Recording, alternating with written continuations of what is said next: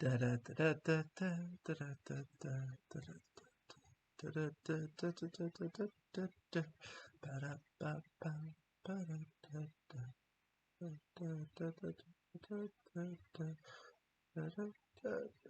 should be on right now. Yeah. So let's see. Just in case somebody joins in. I don't know if anybody will, but you never know. Might as well give them the opportunity to, if they so desire. Okay. Let me put this here so I don't get annoyed with Was the fellow in the UK still listening? South Africa? No, the guy in the UK. I don't know. Oh, okay. All right.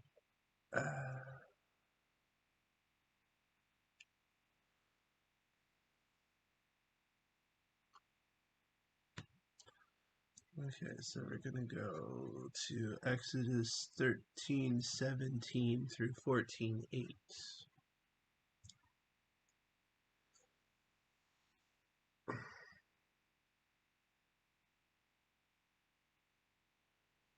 Okay.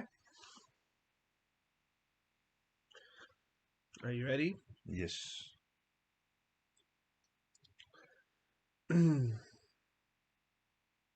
Okay.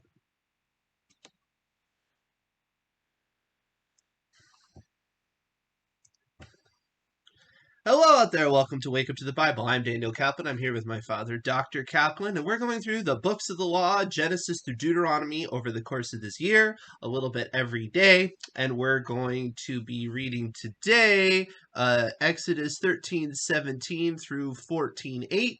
I'll be reading from the Robert Alter translation, and then we will look at what we or talk about what we've read. All right. And it happened, when Pharaoh sent the people off, that God did not lead them by the way of the land of the Philistines, though it was close, for God thought, lest the people regret when they see battle and go back to Egypt.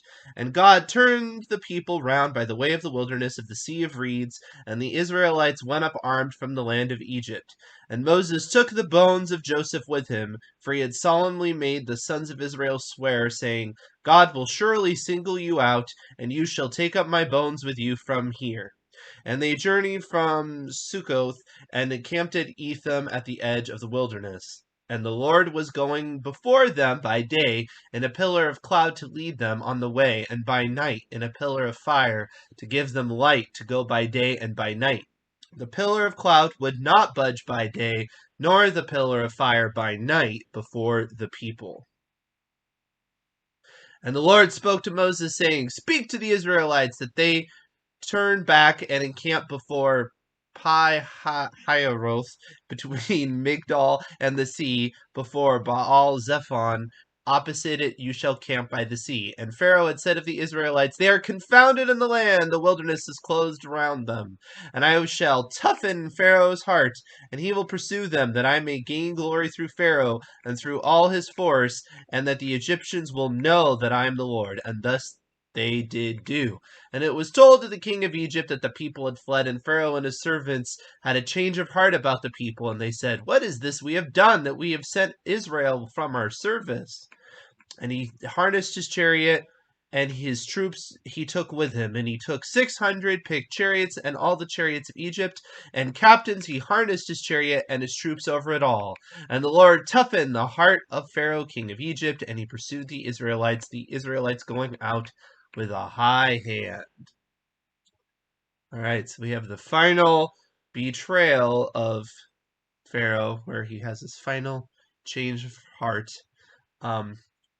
But one thing that occurs to me right from the start of this section is that it says, God did not lead them by the way of the land of the Philistines, though it was close, for God thought, lest the people regret when they see battle and go back to Egypt.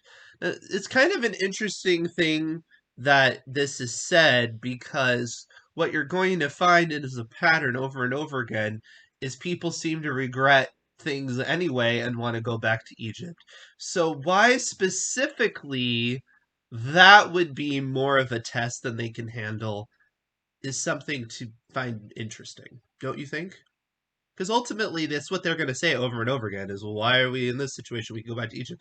So that seems to be a general problem. But God realizes that for whatever reason, that's too far.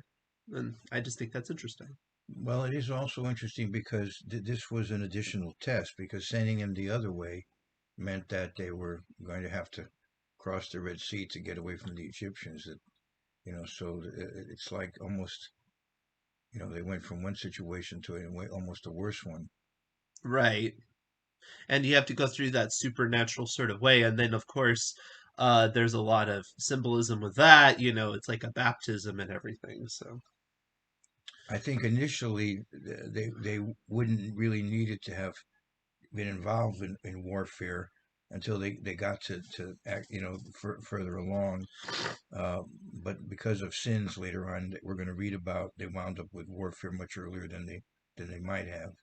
So it seemed like he was keeping them from that initially. hmm I mean, they had just gotten going, So when you right. first just get going to get involved in a military conflict at that time, would have been very difficult for them at that stage. Yeah, from a narrative standpoint, it's definite foreshadowing, right? Because ultimately, when they get to the land, they're going to regret it there then, when you get to the spies and everything. So Right, this is setting that up way in advance that God is aware that as soon as they get there, they're going to. But again, that being said, since you know that rebellion's going to happen, why the delay? It's just kind of interesting because it seems like the way the narrative is said, it's like, well, we're not going to go that way because we don't want to have that problem. But yet you're going to face that problem anyway. You're just kind of pushing it back a little bit. So it's just interesting.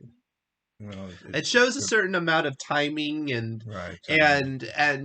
also there's like those verses about not being tempted beyond Yeah, your your capabilities and things. capability, right? Right. So it seems like for whatever these other things were, those were ones that were more were more surpassable for them. And then this is a step too far, and he realizes it at that moment.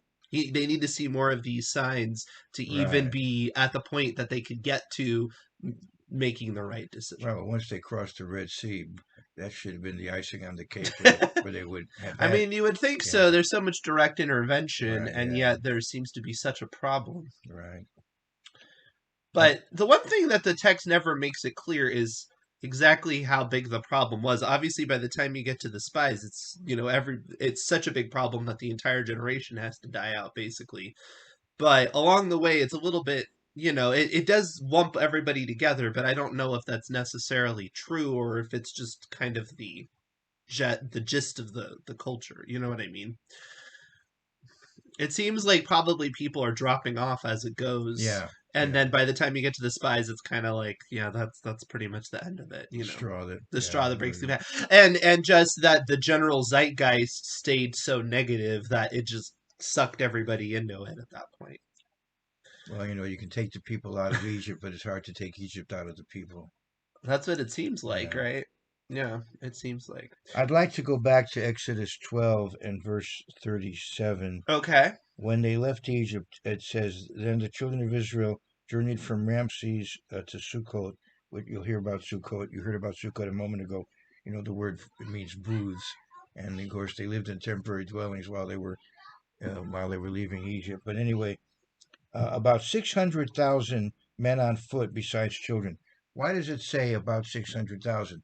There is a specific figure also given, but here it's about 600,000. The Bible uses numbers as symbols for concepts, and when the church organizes, it organizes in multiples of 120. 12 is the number of organized beginnings. You have the 12 tribes of Israel, you have the 12 apostles, and you expand that out to 120, and that's 3 times 40. 40 is the number of testing, and 3 is the number of clarity. Moses lived 120 years, and he was in effect, the founder of the Old Testament Right. church. So you have 120 times 5,000 gives you 600,000. Now, if you go to Ezra, the second Exodus, when they come back from Babylonian captivity, and we go to Ezra, and you'll see there in Ezra 2 and verse 64 that when they come back from Babylonian captivity, the number there is 42,360. Um, it should be in verse 64. Um, okay, and that is 353 times 120. And here there's the church. Here the community is being prepared for the coming of Christ. They come back to the land prepared for the coming of Christ. Now, some people, when they add up all the prophecies that Jesus fulfilled, come up with 353. That's interesting. This is 120 times 353. Hmm. Now, you go to the book of Acts in the New Testament, and now the New Testament church is beginning. Mm-hmm. And in Acts 1, I think I want to go to around verse 17. Um, okay, my phone wanted to stay in Ezra, but let's move on. So, I think it's around Acts 1:17 or so where um, it mentions there were 120 of them. Is that the Yeah, fourth? right here. What was that? The 15. 15th verse. I'm sorry. And so again, it says about 120. Mm. So it's using it as a symbol because this is the beginning of the New Testament church. I thought that might be of interest to you. And now, along those same lines, what Daniel just read in Exodus 13. Let's go to Exodus 13, verse 18, that he just read. Mm-hmm. And here it says that they left armed. Uh, Alter translates it armed. And here in Where are you talking about? verse 18, the children of Israel went up armed, right? He says.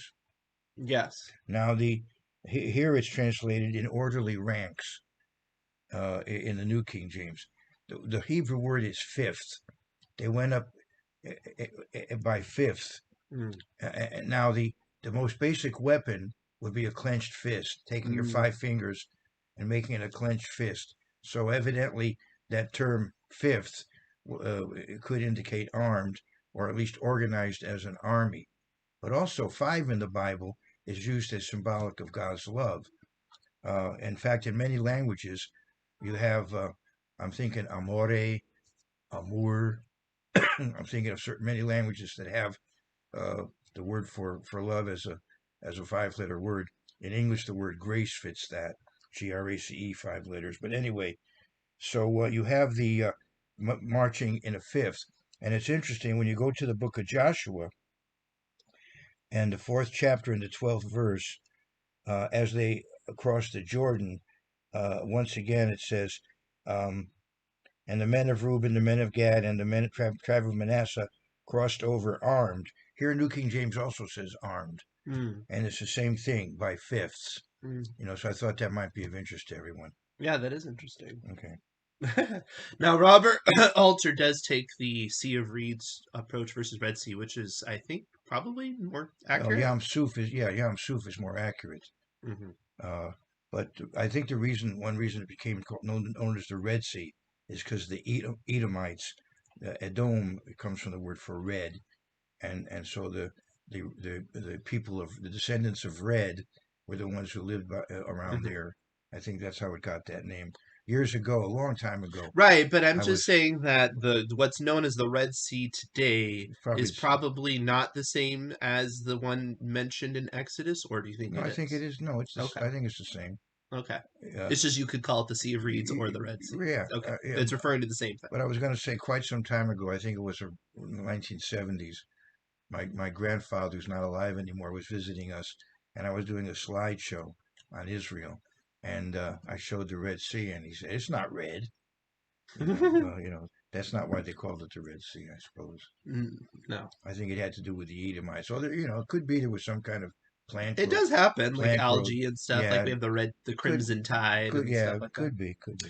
Um, what was I going to say? Oh, yes. Okay, so this is an interesting thing that you're going to have to hold in your head because we're going to get to it again, but just hold it in your head because it says here, and the Lord was going before them by day in a pillar of cloud to lead them, and by night in a pillar of fire. In the next section, I believe, yeah, it'll be in the next section. You will see that it's going to switch, and it's not going to say that. It's going to say the angel is the one in the pillar of cloud. So it uses them interchangeably. And if you accept the theology that my father and I accept, and that the angel of the Lord is a pre incarnate Jesus Christ, it does create a very compelling argument, and we'll talk about that a little bit more later, but I'm just kind of setting the stage because you need to hold in your head that here it specifically says, and the Lord was going before them by day in a pillar of cloud, because that's going to come up a little bit later. Okay, based on that, I was going to go to a verse here. It's either in the 48th chapter of Isaiah or the 63rd. Let's see, go to 48. Uh-huh. Uh,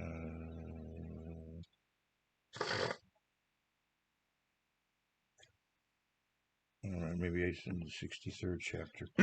There's an interesting statement there along the lines of Well, while you're looking for that, I'll keep talking here. uh, So, one thing that is interesting about what occurs here is that Pharaoh knows also the best strategy in terms of getting out, and that they've picked a very weird route as well. So not only because we were talking earlier about why God would have sent them a convoluted route, and it's beyond their ability to handle the temptation to go back is basically what the text says, right?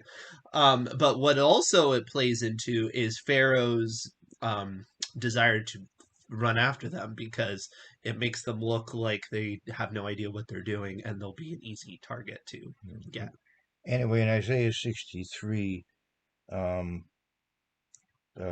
for he said, this is the eighth verse.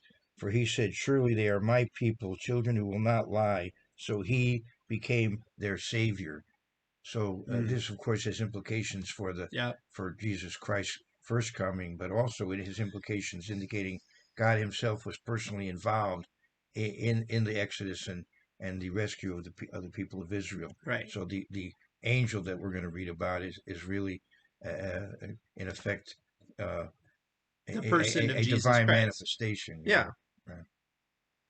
Or whatever you want, the hypostasis of Jesus Christ, or Yeah, whatever you want to say. But right. the The but logos. yeah, the logos, right? But it does create a nice um congruity, right, between the whole thing. When God is acting as savior, he is presenting himself in the narrative in that way, consistently.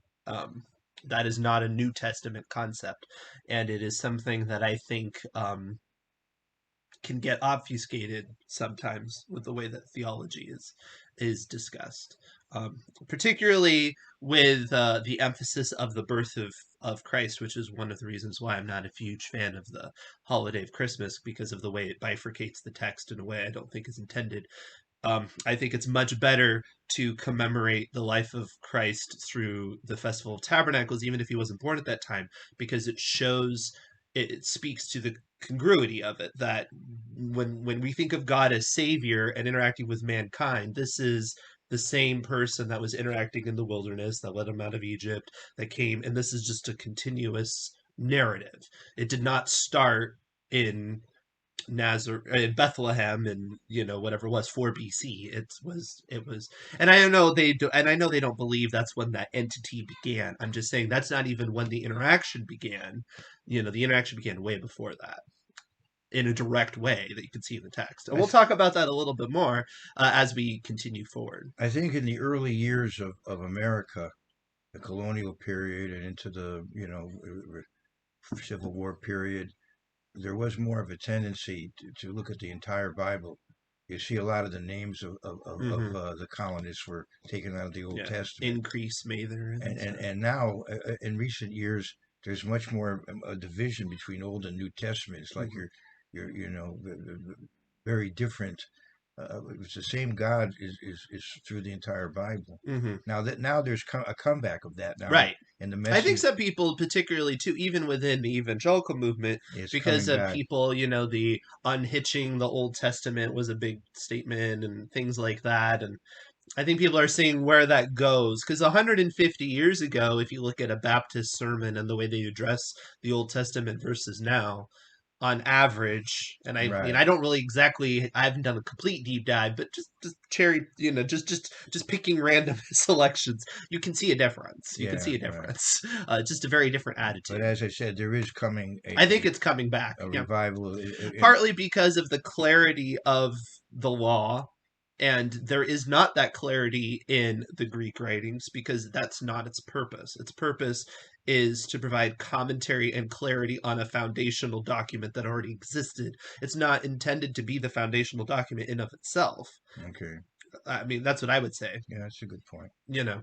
So it assumes the other content and then it moves forward with it. It does not assume you don't have it, you know. So, and I think now that people are looking to find footing because things are kind of going off in weird directions, they are looking for more foundational. And I think they're realizing, oh, wait a minute, you know, Deuteronomy is a pretty good foundation to think about society and morality and things like that. So I think more and more. And then also things that were not questions before are becoming questions now because just some of the things you took for granted in society as, oh, well, everybody thinks that's the right way to behave.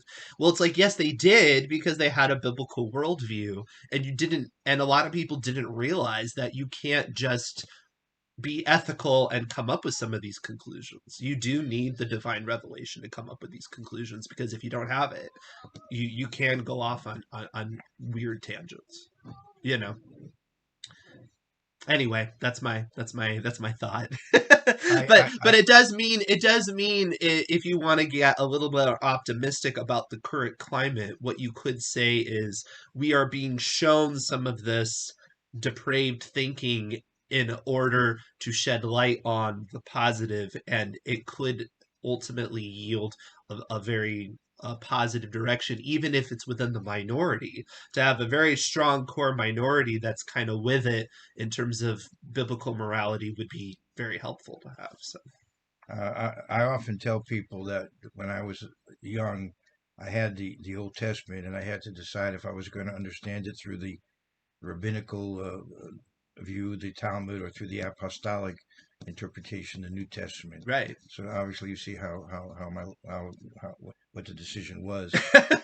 But in one sense, both Paul's better than Maimonides, is that what you're saying? in one in one sense, the New Testament and the Talmud, in one sense, are both in effect commentaries Hmm. on the Old Testament. Yeah. I'd like to mention we are living in very bizarre times in that regard. In Canada Hmm. and also now in Finland, Yep. you know, you could virtually be prosecuted for example, preaching the first chapter of Romans. Right.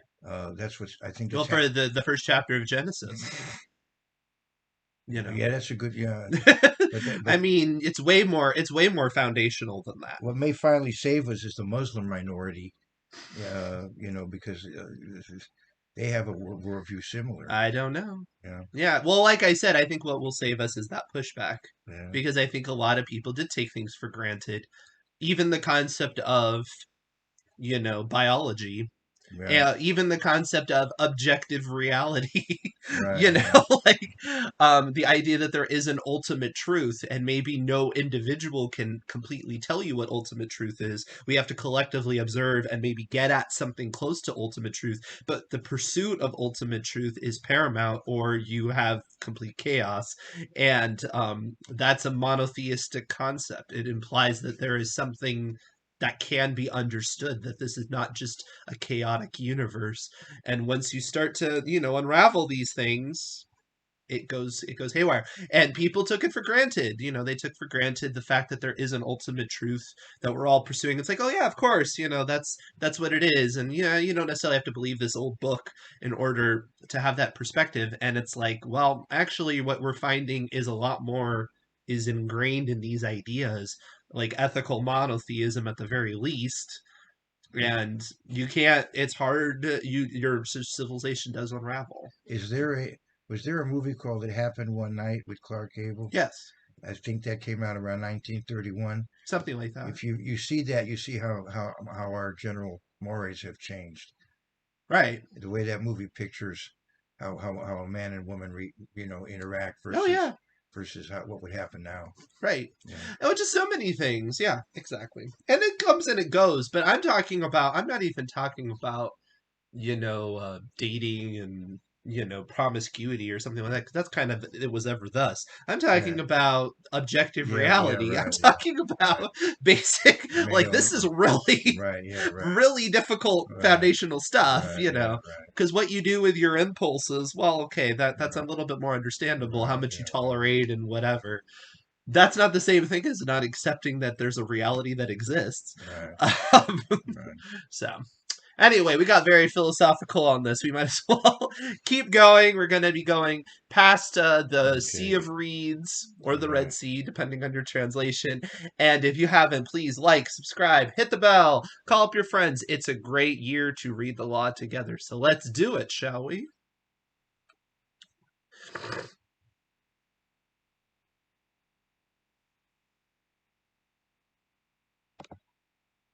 Sorry, just a second. I have to do this. I forgot.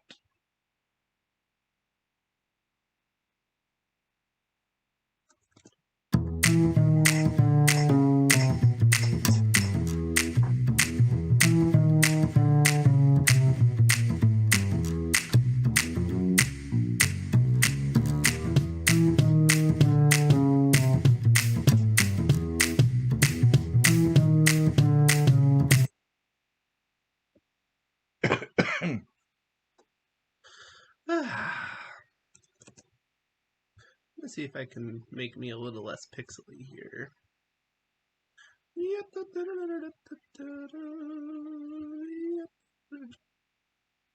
Yeah, that's better. Even though I have this big block. It's because of... No, that's still better. Okay.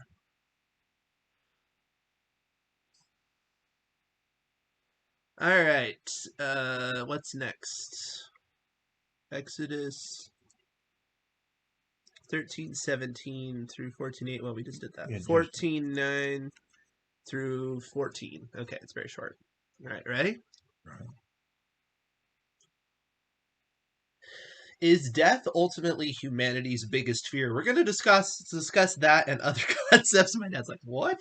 In Wake Up to the Bible, I'm Daniel Kaplan. This is my father, Dr. Kaplan. Together, we are going through the law this year, Genesis through Deuteronomy. We are in Exodus at the moment. We're going to be reading Exodus 14:9 through 14, and I'll be reading from the Robert Alter translation, and then we will discuss what we have read.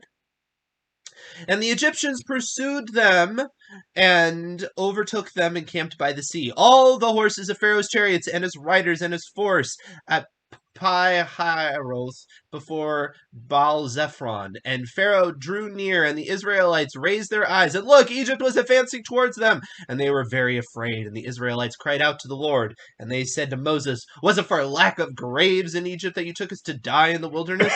What is this that you have done to bring us out of Egypt? Isn't this the thing we spoke to you in Egypt, saying, leave us alone, that we may serve Egypt, for it is better for us to serve Egypt than for us to die in the wilderness? And Moses said to people, do not be afraid. Take your station and see the Lord's deliverance that he will do for you today. For as you see the Egyptians today, you shall not see them again for all time. The Lord shall do battle for you, and you shall keep still. All right. So we have this dramatic moment where the Pharaoh's chariots have arrived and they're all trapped. It's a very vulnerable moment to put his God put his people in a very vulnerable situation, and unfortunately, they do not respond very well. Even though they have, he's literally showing them his visual presence, right? The pillar of cloud by day, the pillar of fire by night. You just had the plague, all the plagues, including the plagues of the firstborn, where they were all spared, and yet what they're concerned about seems to be their mortality, which is intriguing because ultimately they seem to be suffering so poorly where they were before, right? And yet here they are being like, well, we would rather be alive in that state than be dead. Which does not, I mean, I guess I do want to, I don't want to sound too negative about people that want to preserve their own life, because I don't think being nihilistic is right. This But on the has other, this has to do with being in a rented vehicle where the license plate was from New Hampshire. It said live free or die. yeah, So no, it's gotten into his system. No, I'm just saying, Oh, yeah, yeah, I understand not wanting to be nihilistic about it right. exactly, but on the other hand, it's like, why? What was your question in the beginning? Dude, is ultimately the humanity's biggest fear death itself? And It seems like it. Yeah. I think it does seem like it, especially I would say for the I don't want to sound too harsh to these people, but I'll just say it to the unconverted mind, right? Because to a converted mind, life is temporary, life is vapor, life is, you enjoy it while you can, and then it's going to end, and there's another stage. And again, I don't want to sound overly what you kind of call it. I don't want to sound too dismissive of life because that's not right either. I don't think you should just coast, you know.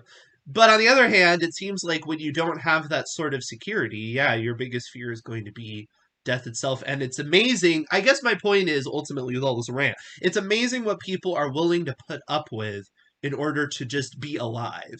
And I think that can be really exploited, especially by oppressive power. Well, good in a way. The survival instinct is very critically important, but Sure. there's also the concept of the devil you know versus the devil you don't know.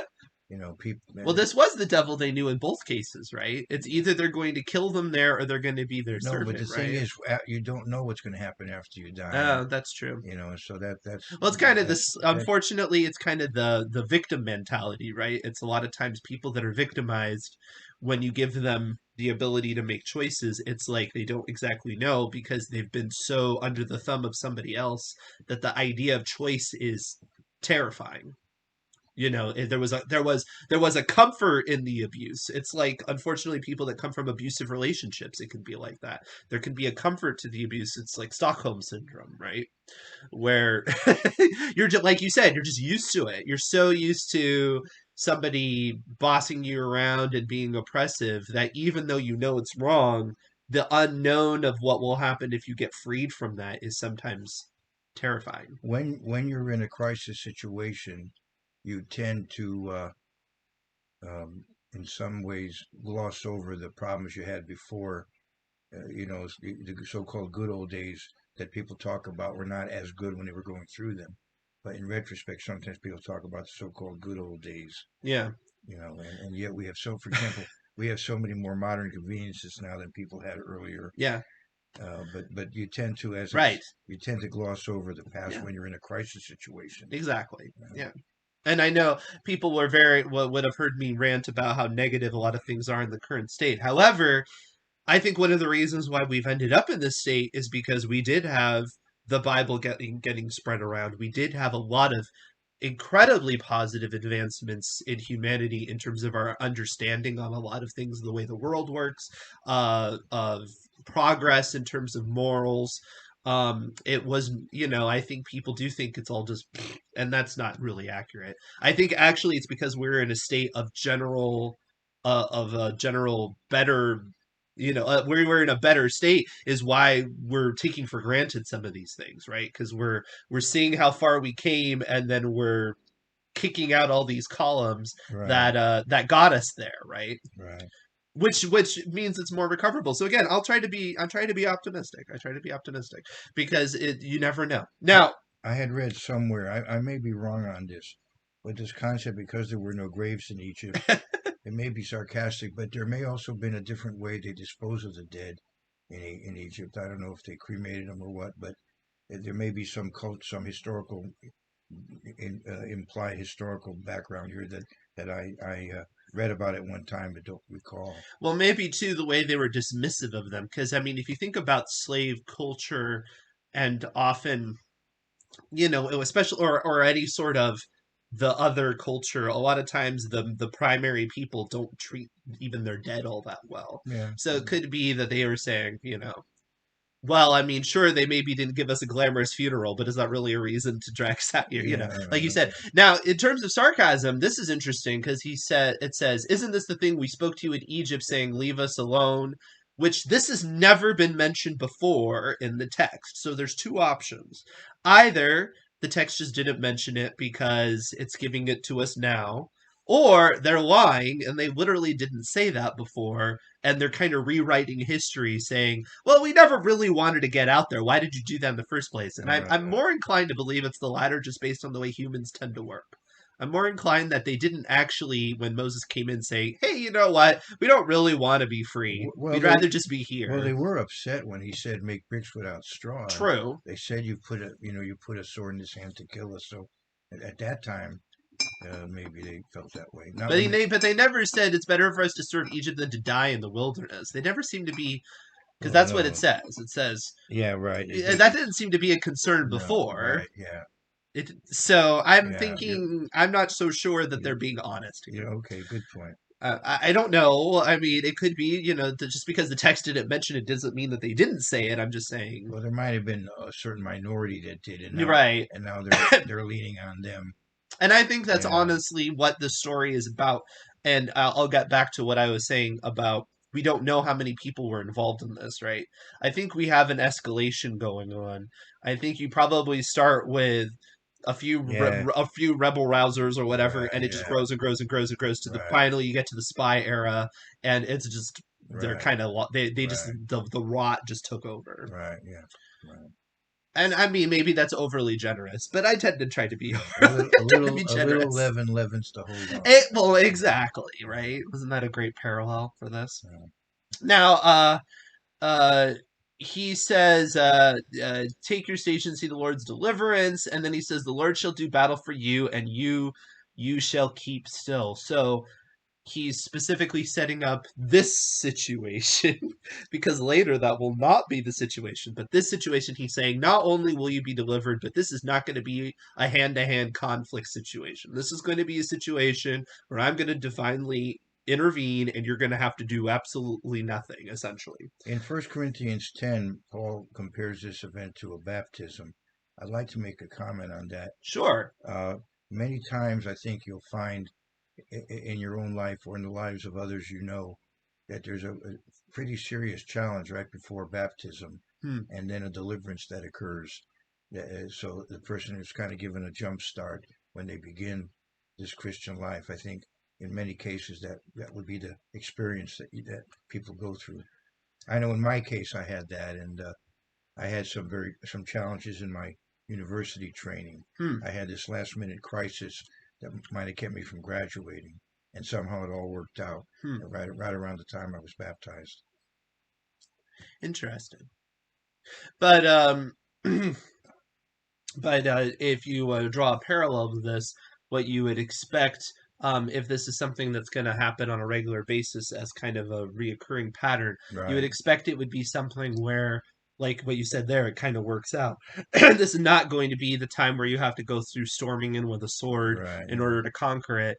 That this is that God maybe divinely involves himself in order to give you that, like you said, that jump start. right. So that's cool. I like it. I'd be curious to know have you had a similar situation. Comment below. It'd be interesting to know if you feel like the pattern holds there on that. But the reason why I wanted to bring this up is that this is specific for this time, right? And this is where you have to be careful with what you do with biblical verses.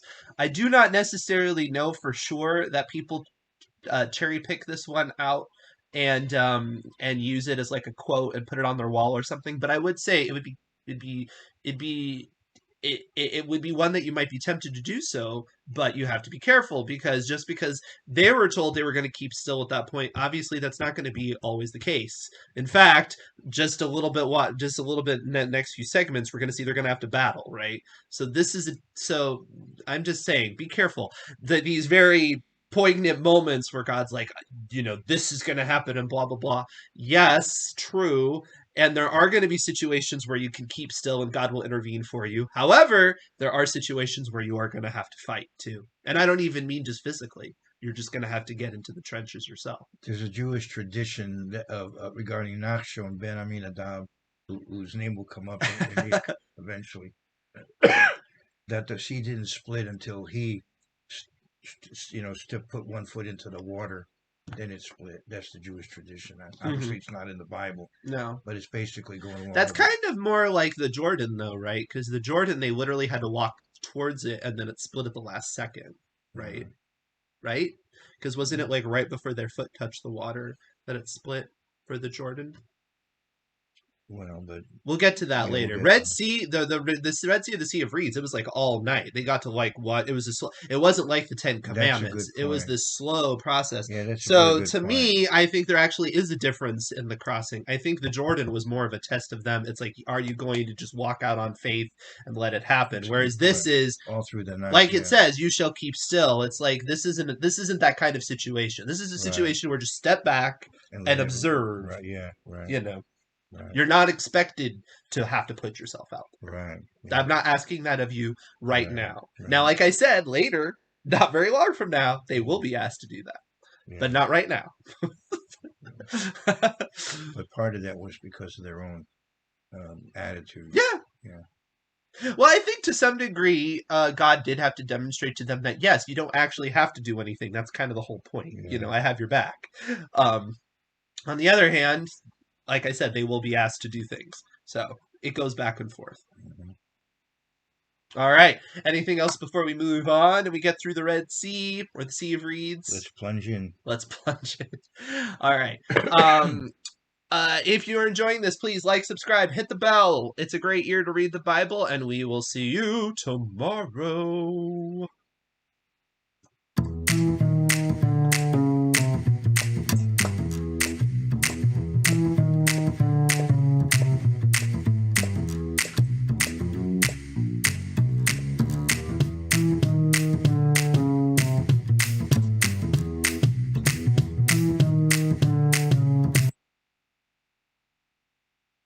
Hello, Sean. Thanks for joining us. Oh, wow. And yes, you missed a rant. You'll have to watch the episode when I upload it. Okay. 14:15 through 25. Okay. Are we ready? Yes, we still have this hardening of heart here that, it's Still going. yeah, it keeps going. The hardening of the hearts. Okay. Yeah. Did Jesus save the Israelites? We're going to talk about that and other things on Wake Up to the Bible. I'm Daniel Kaplan. I'm here with my father, Dr. Kaplan. And together we're going through the books of the Bible, Genesis through Deuteronomy, over the course of this year. Today we're reading Exodus 14:15 through 25. I'll be reading from the Robert Alter translation, and then we will discuss what we have read. And the Lord said to Moses, "Why do you cry out to me? Speak to the Israelites that they journey onward. As for you, raise your staff and stretch out your hand over the sea and split it apart, that the Israelites may come into the midst of the sea on dry land. As for me, look, I am about to toughen the heart of the Egyptians, that they come after them, and I shall gain glory through Pharaoh and through all his force, through his chariots and through his riders. And the Egyptians shall know that I am the Lord when I gain glory through Pharaoh, through his chariots and through his riders." And the messenger of God that was going before the camp of Israel moved and went behind them. And the pillar of cloud moved from before them and stood behind them. And it came between the camp of Egypt and the camp of Israel. And there was the cloud in the dark. And it lit up the night. And they did not draw near each other all night. And Moses stretched out his hand over the sea, and the Lord led the sea with a mighty east wind all night, and he made the sea dry ground, and the waters were split apart. And the Israelites came into the sea on dry land, the waters a wall to them on their right and on their left. And the Egyptians pursued and came after them, all Pharaoh's horses, his chariots, and his riders into the sea. And it happened in the morning watch that the Lord looked out over the camp of Egypt in a pillar of fire and cloud, and he panicked the camp of Egypt. And he took off the wheels of their chariots and drove them heavily. And Egypt said, "Let me flee before Israel, for the Lord does battle for them against Egypt. All right. We're going to leave in the middle of this chaos. It's intense. But my point that I made earlier with talking about Jesus' involvement is we have in verse 19, the messenger of God that was before going the camp of Israel and moved behind them and all of that. And then it directly connects it to the pillar of cloud moving before them and standing behind them, right? So this physical manifestation of God, which is represented by a cloud, is connected to this messenger of God, which we've already established before is the pre-incarnate Jesus Christ. So That is why most of your English translations capitalize angel. They put angel with a capital A, right. the uncreated angel. Right. Now, of course, when you say, did Jesus save the Israelites, it's a little bit tricky in a sense because obviously God is one in three ways or three realities or however you want to put it. So there's no separating, right? There's always involvement. However, the important thing is, yes, the person of Jesus Christ in the narrative is involved in this situation.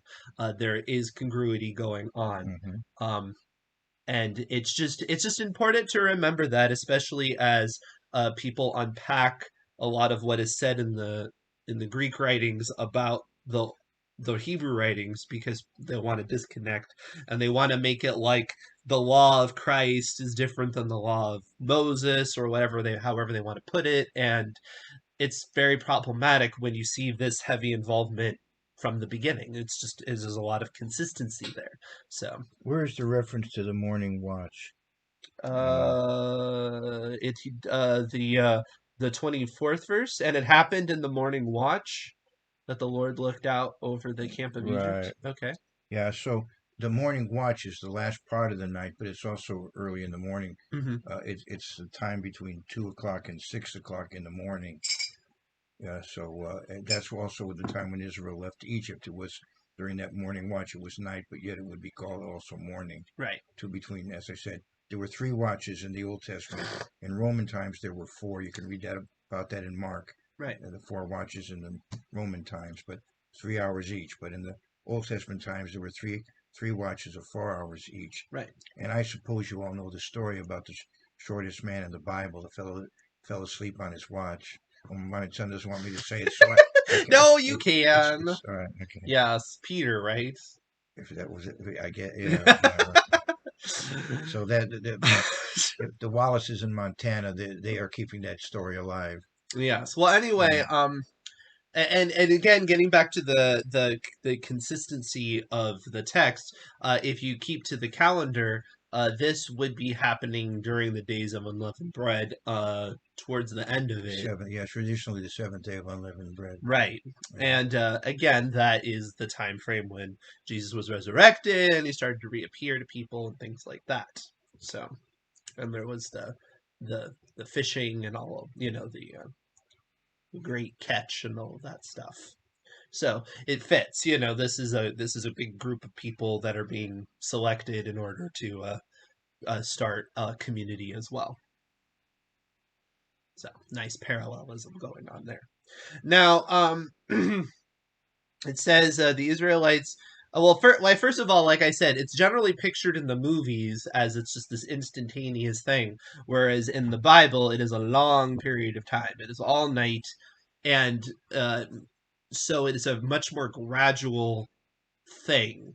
And that is interesting from the standpoint of a gradual thing does minimize some of the miraculousness of it. And the reason why is because there are such things as tides and things like that. So one thing to keep in mind when people are like, well, they just went through the Red Sea and wasn't that this big triumphant thing? And it's like, yes, but if you don't think of it like in the movies, it might look more like the Bay of Fundy or something.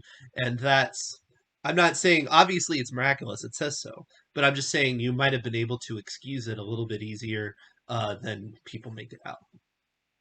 I'm Well, just yeah, they saying. had the pillar of fire too, Oh, yes, I protecting understand them. that. They had a lot of signs. I'm trying to give them credit, okay? Yeah, Like, right. I'm I'd like to make a comment. I try to be generous. A Bible scholar for whom I have great respect Hmm. uh, said that the spot at which they crossed was an 8 mile walk. Hmm. So it would take time, of course, to get everybody across. Yeah. And then he said the water at that point would have been 32 feet high, Right. which is not. I mean, they make it more dramatic in the movies. than necessary. 32 feet. Yeah. But they make it just. It does say a Well, it wall on says the right and left, though. That sounds dramatic. right. Well, no, it is dramatic, but I'm just saying. I think the Hollywood tends to make Like it. Prince of Egypt, it literally makes it look like the water's like sucked in. So Oh, it's oh, like somebody peeling back a page right. Yeah. because it's. But I mean, that's very unnatural. So I don't know. Well, there are Do signs. you think of it as like somebody cutting into a cake, or do you think of somebody peeling back a page? People like to try to explain it in connection with, I guess, earthquake activity or Yeah, whatever they else. try to come up with a naturalistic explanation. Naturalistic The explanation. problem is if you really have a situation where there's a wall and water on both sides, I don't really think there's any actual scientific way you can get there. I mean, I understand. I was talking about tides and whatnot, but the wall of water would have to be like really far away for it to be a tide. Well, That's the weird. scientific explanation would have to then say that some literary license is being taken here. I don't think you can read this account, just as is, and then any natural explanation really work. Yeah, probably not. But And then, of course, even the death of the firstborn, there was an explanation for that, mhm. some scientific explanation. I guess where the firstborn sat, it slept Some in. people think, yeah, because they slept like off the Yeah, ground whatever. and there Yeah, was some sort of disease that could yeah, affect you or something. yeah. Yeah, Right. I think So that's pretty far fetched, but no, but yeah, not. I don't have a I problem with mean, on the other hand, it could be God working through some sort of yeah, right. naturalistic force. Right. I don't have a problem with people doing that. Well, I do. No, I'm just kidding. I know.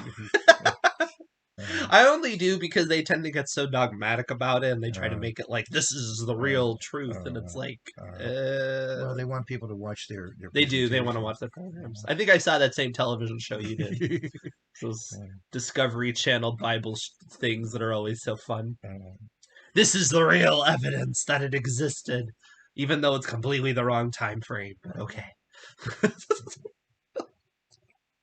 And you have to like read into it. It's like tea leaves or well, something. didn't extraterrestrials build the Great Pyramid? Or yeah, I Exactly, know. right? That's I true.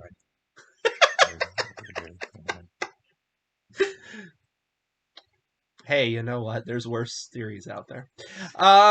So he drove the wheels off the chariots and drove them heavily. So not only um I find that from a literary standpoint interesting because it's like their technology is getting enveloped by this naturalistic power.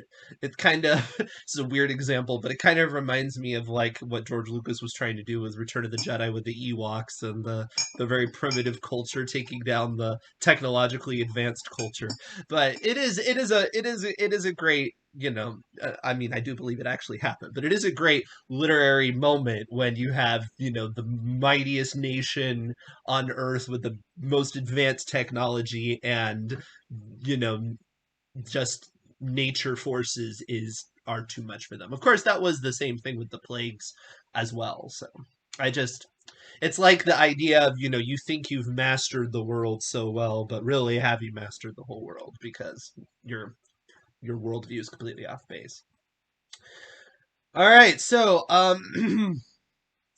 and then of course you have their reaction. And we've gotten their reaction a few times. I talked a few uh, portions ago about how you weren't getting much about the Egyptians, but we do get a little bit of insight throughout this section. It says that they were upset that they had lost their servants, and they go, and then as soon as they get in this situation, they say, "Let's get out of here because we're in way too deep." yeah, And apparently they couldn't. I guess they were stuck, yeah. so it was a little bit too little, too late at that Right. point.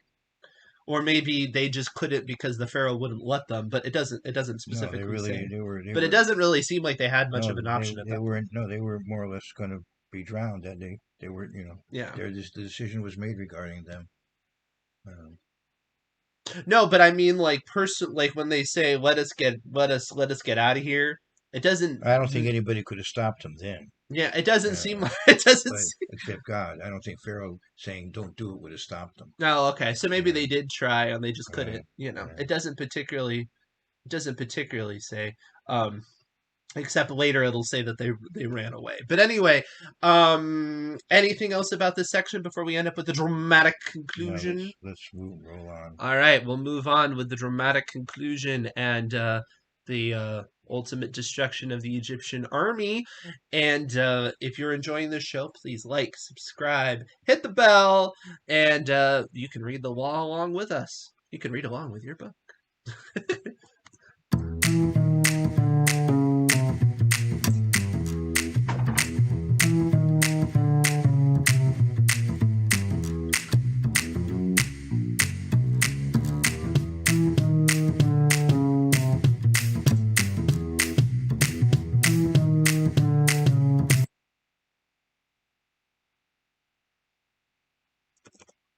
All right. You ready? What is 1426 through 1526? Okay.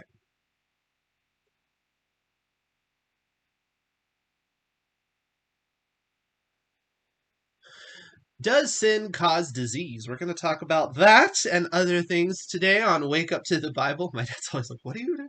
I'm Daniel Kaplan. I'm here with my father, Dr. Kaplan. We're reading through Genesis through Deuteronomy over the course of this year, a little bit every day. Today we're reading Exodus 14:26 through Exodus 15:26. And I'll be reading from the Robert Alter translation, and then we will be discussing what we have read. Let's get started. And the Lord said to Moses, stretch out your hand over the sea, that the waters go back over the Egyptians, over their chariots, and over their riders. And Moses stretched out his hand over the sea, and the sea went back toward morning to its full flow, with the Egyptians fleeing toward it. And the Lord shook out the Egyptians into the sea. And the waters came back and covered the chariots and the riders of all Pharaoh's force, who were coming after them in the sea. Not a single one of them remained.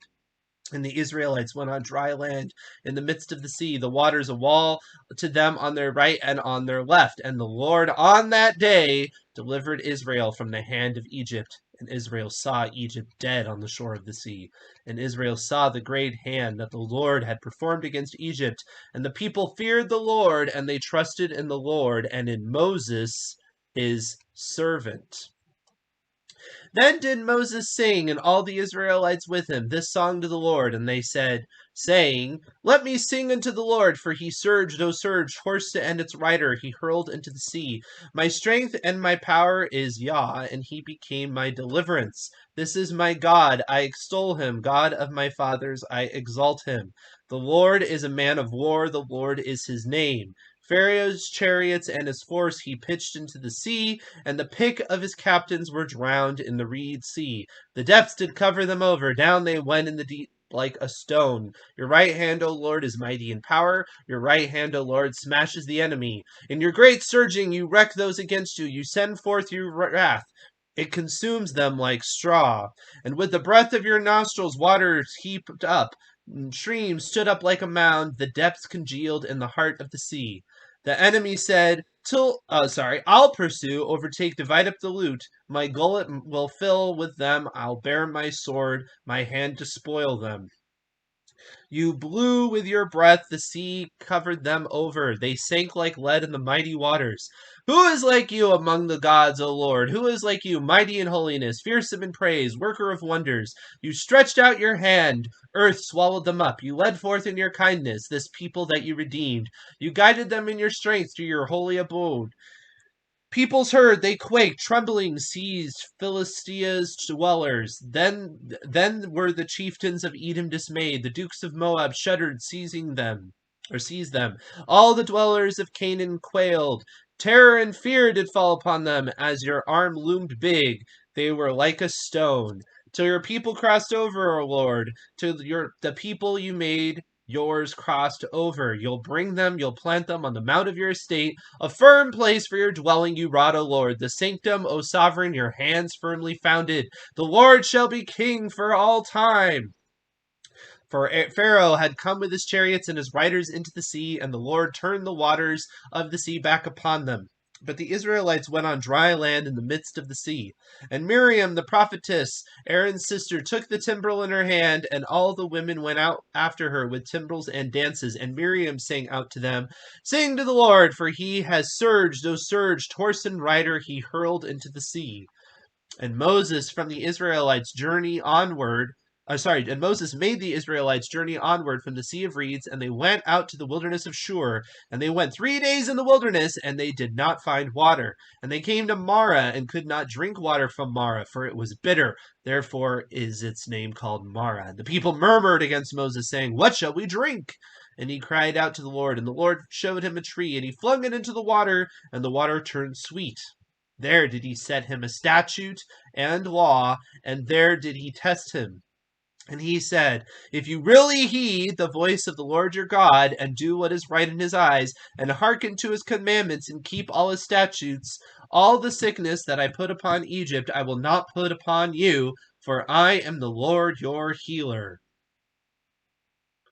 All right, so quite a lot of content in there. Mostly, though, a big musical number. This is our first big interruption. Ashira Ladonai Thank you. Kigoga. All right. Yeah, That's, yes, yeah, exactly. But mm, it's the first one, right? This is the first one we've come across, which is this big chunk of well, otherwise song. the little ditty that Lamech sings, early in Genesis there. Right, Just a right. couple of lines. Just a couple lines Yeah. though. Yeah, this is the first like big thing, and it just kind of comes in all of a sudden. But it makes sense, it's not like all of a sudden like you wouldn't understand why this would be such a dramatic moment. They tell you in theater the right time to have a musical number is when somebody is so overcome by emotion that the only thing they could do is sing about it, and essentially the Bible does fit that pattern. So, Once again, Robert Alter does a really great job with translating it. It says it's in the singular. Moses sang, and the children of Israel. That's how he translates it. uh-huh. Moses sang, and the children of Israel with him. He says, right? It's a well done translation there. Yes. Then did Moses sing and all the Israelites with him? That's what you mean? Yeah, I would like to go back to a problematic verse Uh-huh. as this episode unwinds here. Yes. Moses says to them, God will fight for you. Yeah. And then the Eternal says to Moses, "Why do you cry to me? Tell the children of Israel to go Yeah. forward." So it seems like even Moses, after giving this very eloquent statement, he's now not quite maybe 100% himself. Mm-hmm. He's still praying when God says the time has come now to act. It's very interesting to me. Mm-hmm. Maybe I'm spinning it incorrectly, but it is something to think about how this. Oh, you think Yeah, the "why do you cry out to me," the you is talking to Moses and not the Israelites? yeah, pretty well. Yeah, it's Because it pretty. says the Lord said to Moses, "Why do you cry out to me?" Yeah, that's to But then Moses. he says, "Speak to the Israelites." You don't think that I thought of the you as why are the Israelites crying out to me? All He's right. saying Well, that to Moses. my phone To isn't cooperating to go back to the Hebrew. Go to the Old King James, and you'll see it there. what? Go to Exodus 15 in the Old King James, because Oh, because it'll be a singular yeah, you. it'll be a singular. Go check. I'm pretty. It is singular, but my phone isn't cooperating to give me a Hebrew Bible. But if you go to the Old King James, it'll say, "Why dost thou cry out?" Right? Yeah, yeah, It's talking to Moses, yeah. and Well, that's why it's kind of yeah. interesting. Robert Alter says Aha, that a the comment. least strange solution is that of Abraham Ezra, who argues that since Yeah. Moses is the spokesman of the people, if the people cry out, God can readily attribute the crying out to Moses. So apparently, it's the same spin as I had. Okay, so That he's just speaking collectively. yeah, you're the leader, so why do you cry out to me? Is in the sense of he's representing the whole nation. He's you looking at the nation as one. That happens sometimes in the Bible where Israel is described as one. Right. Yeah, okay, so it's like kind of poetic in Yeah. the sense, why do you Israel cry out to me? Mm-hmm. All right, that's very good. That was Ibn Ezra. He was quoting a famous Yeah. medieval commentator, evidently. Yes. All right. Yep. So yes. And Sean, I agree with you. Shout out to My Soul Among Lions for their excellent Mm, rendition of Exodus 15. It is a great version. okay, I We will. use it on the seventh day of unleavened bread in our celebrations because we like to commemorate this event. We also have singing stories was very important to ancient culture. Yes, it's actually important to modern culture. If you think of Battle of the New Orleans. no, In not only 1814, we took a little trip. I Yeah, mean, yes, right. but even not even so on the nose as that. Like when we are singing about experience and culture, and it has an impact, right? You can clearly see it. It not only cements things that we think of as human values, but then it also can push values, and often not in the best direction because artists are generally not the most balanced of people. And I can say that because I feel like I'm a pretty artistic person, so I feel like I'm entitled to I think criticize in that way. Prince of Egypt does a good job with this. If the song there, Yes, uh, that's the little portion with Hebrew and when you believe. Um, Now, one thing that's interesting about this song is this is a very different sort of song than you would typically you might typically sing nowadays, because I feel like people are a little askew in terms of what they think worship music should sound like. right? Because if you look at the framework, it is very aggressive. It is violent. It is praising punishment. It's harsh. Sometimes you should hear Theodore Bickel doing a you bit, know, doing a bit of this in Hebrew. You get the a different, yeah, it's very different spin than what modern Protestantism right, would. and it puts God in a fear context, not he's my buddy context, which is often how worship music tends to do it. Worship Mhm. music tends to personify God down more to our level, to more where he's like your friend, which I'm not saying that's necessarily wrong, but framework wise, this is just very different. This is actually the opposite. It's trying to distance yourself. It's trying to show your insignificance in comparison to God's power. It's intimidating. It's different, you know. This, And, this, and I don't mean distance in terms of his involvement. I don't mean like from a distance. I no, mean no, like his involvement is right here in front of your face. I'm just talking about distance in terms of what you are as an entity versus what he no, is as an oh, entity. oh. I just want to be clear about that. This passage is very important in Jewish liturgy Yes. all through the year. And but on the Sabbath when this is read, they call that Shabbat Shirah, Hmm. the Sabbath of song. And it's interesting also that you have Moses and the children of Israel, but then you have Miriam leading the women in song. That you read that already, right? Yes. That she has some kind of tambourine, or it says here timbrel in my chant. What does he say? Tambourine, timbrel. Timbrel. Yeah, and she's also leading the women in song. I love Sean. No chance of the horse and rider who's been thrown into the sea in the modern church being sung. Unfortunately, for a lot of them, that is correct. Miriam, though, was a prophetess here, and that's important to know.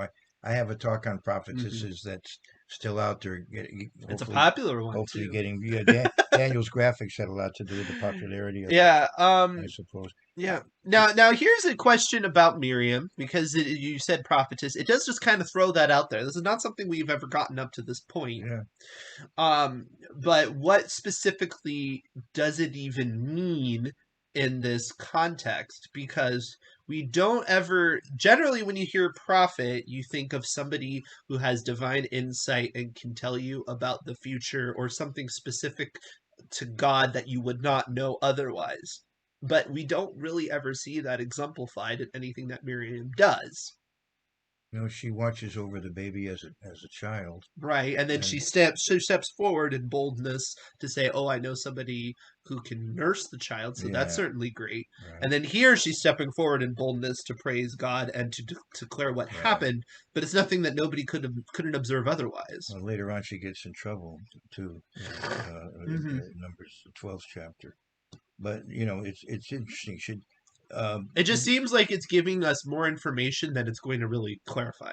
the prophetesses in the Old Testament were kind of like special advisors, to the ruler. And in her case, God may have used her to advise Moses in certain ways that we don't have recorded. Right. Because later, I think you'll see that the prophetess in the Old Testament is often, one who in the New Testament too, for that matter, the prophetesses are there to advise the apostles, to give them special counsel. But again, I mean, wouldn't you assume that that counsel might include divine information that Right? one Yeah. wouldn't surmise otherwise? Yeah. Right. Right. Yeah. And then it's just interesting that we don't actually get to see that. It's, It yeah. just Right. mentions it, Right. and we have no idea what that meant. Right. Yeah. During this time, you have no idea what Miriam was able to advise anybody about. Right. Um, Yeah. Right. Specifically in this situation, you have her dealing with women too, which you know um, may not be as politically correct to think about in terms of the segmenting. But if we just want to go with what the text says, it says that in this situation, she came and she led the women in a specific way. If we just go with what the text says, Right. Yeah. it does not have her leading a mixed group. Right. So Yeah. again, I'm just going with what the text says. I'm Now, not saying she didn't do that, now except that the text doesn't say she did that. there's an interesting Jewish tradition about the first verse here. Uh-huh. It's in a very peculiar tense. Which one? The then did Moses sing? Right. It looks like it says Moses will sing. So the Jews take this as an implication of the resurrection. Huh. And fascinatingly, in Revelation does that. Revelation Yeah. 15, you see there the saints Yeah. singing the song of Moses. That's cool. And so to me, John was basing, John's vision was in effect related to that Jewish tradition Yeah. that this verse implies a resurrection. The only other place this tense is used is in an interesting place in First Kings, where there the wisdom of Solomon is being talked about. And again, my phone isn't cooperating. Well, while you're looking that up, Yeah, okay, you can I'll keep. make another comment. This All comes right, from Robert Alter, and this is all a right. very a good comment, and that is generally at the conclusion of a narrative segment of the Bible, there is poetry involved. And so one could look at this. I know you had mentioned some people say, really, the Bible begins with Exodus. It begins with this is the start, right? Essentially, this is kind of the start of God's people and that direct salvation intervention in many ways. A little nebulous, but but uh, in this specific sort of way, the community involvement and the really there's a reason why I think even though commandments were known that we're getting the solidification at this time. So this is really the beginning of something, right? So this is really the conclusion of all of that to lead up to what's going to become Mount Sinai and Yeah, the that's church and all that's of that. that's interesting because I often tell people that the Bible is organized in a fivefold pattern, but the book of Genesis kind of overlaps through the 15th chapter of Exodus, Hmm. and it's in the 16th chapter you have more now the second part of the Right. Pentateuch where you're dealing with Pentecost related material. Hmm. The first part is dealing with the unleavened bread material, Right. and then the seventh day of unleavened bread probably is Exodus 15. Beginning on the 16th chapter, they're moving towards Sinai, Right. and you're into more of the Pentecost related material. Hmm. Yeah, so that I'm glad my Daniel The brought that out. seventh day, right? Of unleavened bread would be the 15th Yeah. of Exodus Exodus 15. 15. But then when you get to Yeah. Exodus 16, you're Yeah. moving towards Sinai then, Right. You're counting towards and Pentecost. and and I mean, right, you probably already started the count, but you're heading that right. direction. I wanted to mention the other time that text occurs could also imply a resurrection. Interestingly, it has to do with now two verse First Kings 3:16. Now two women who were harlots came to the king and stood before him.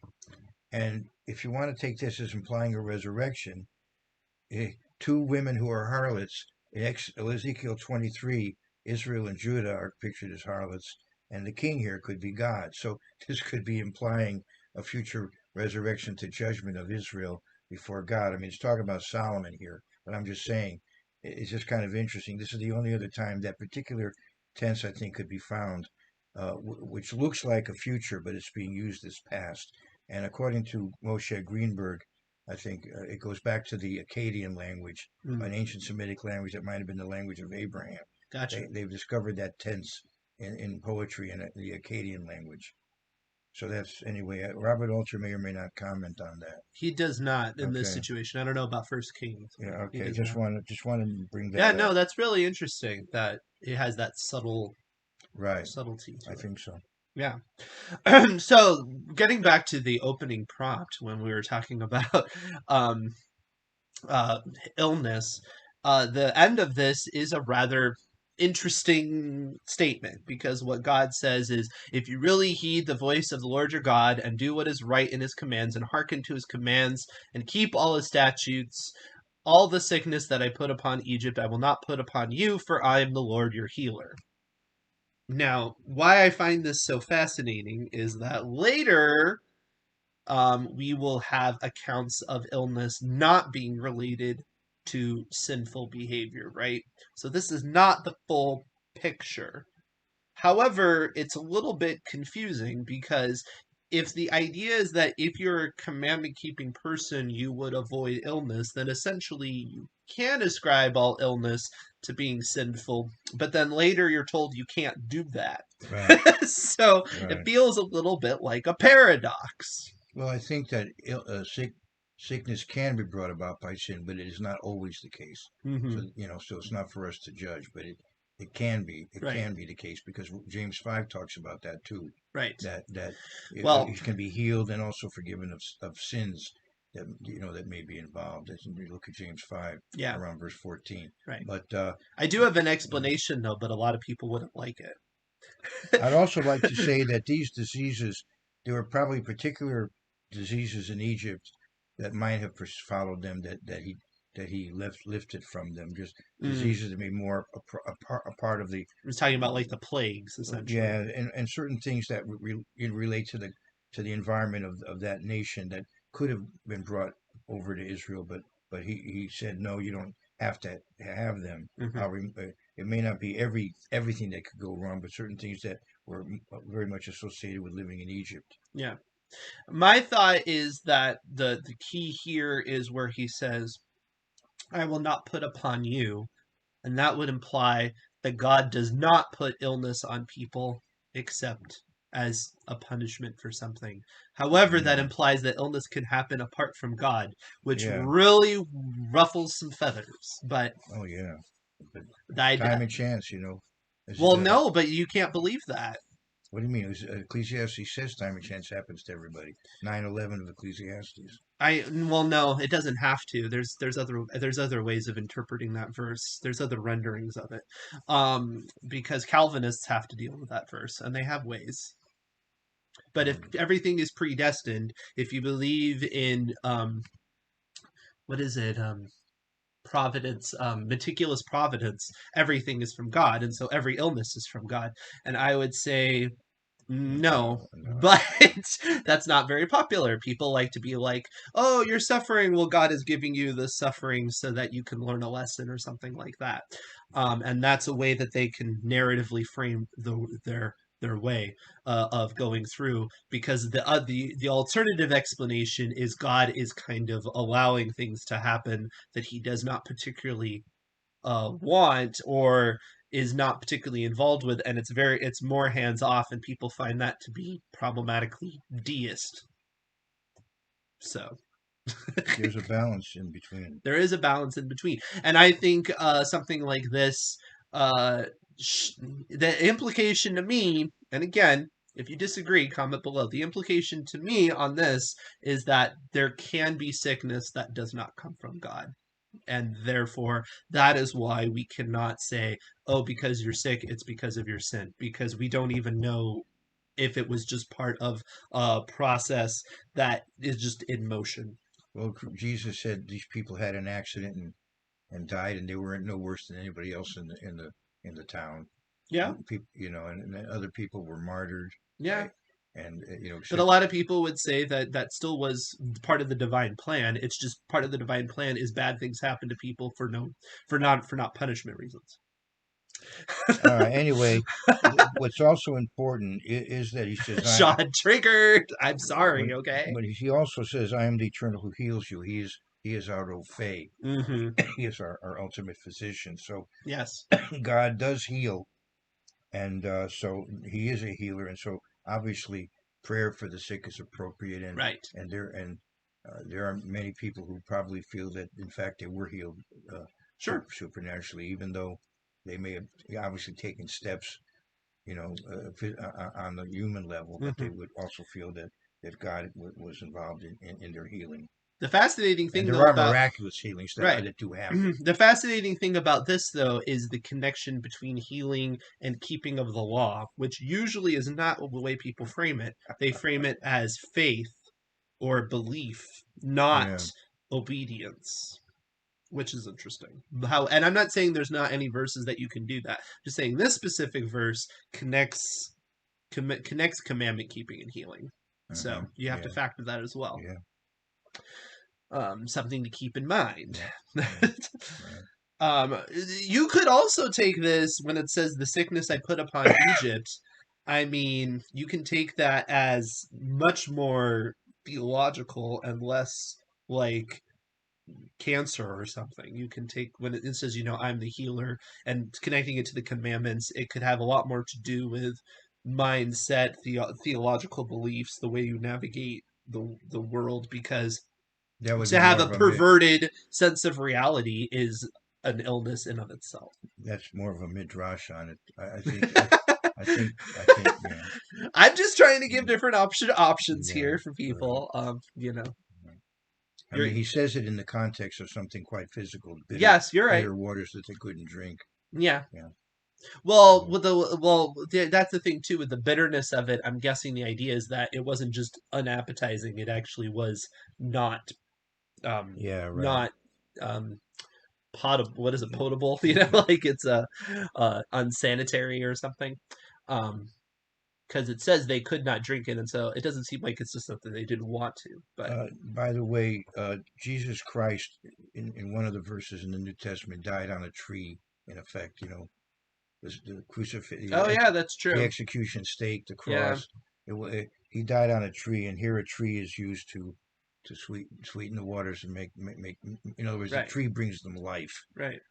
and Now, so is it now another thing to keep in mind too is I think we have to be careful not to lump everything into one bucket, because here where it says they came and they couldn't drink it because it was bitter, and then they said, well, what shall we drink and everything, and God's reaction is not that negative in this no, situation, because I think he set this up so that he could give this lesson. I right, think the negative is when it says the people murmured against Moses, because obviously it's not his fault, and he's going to talk about that later. Because of course it's not Moses' fault. What did Moses do? So why should they murmur against Moses? So that's negative. But the question of, well, what are we supposed to do? Don't we need water? I don't think that does not seem to be an issue to God that somebody is um, bringing that up. Later you'll see the example of testing God and it's negative, but this does not seem to be. this is like the first stage. This is getting in that it's moving Getting, in a bad direction, but yeah, it's not that bad yet. yeah, it's getting there, but not quite as bad as it becomes. Right. Right, Again, I'm right, just trying to give him some credit. right, It's. right. I think. My point is, I don't think it's a bad thing that they asked, "What are we supposed to drink?" I think the negative I get out of this is more that they're talking against Moses Right, yeah. rather than just asking the question, because it is a logical It question. reminds me of that concept in America. What have you done for me lately? Right. I mean, look at all that happened just recently. Yeah. Uh, Exactly. All right. So anyway, you want to move on? okay, let's move Let's on. move on. It's a great year to read the law. So please like, subscribe, hit the bell, and we'll read the law together.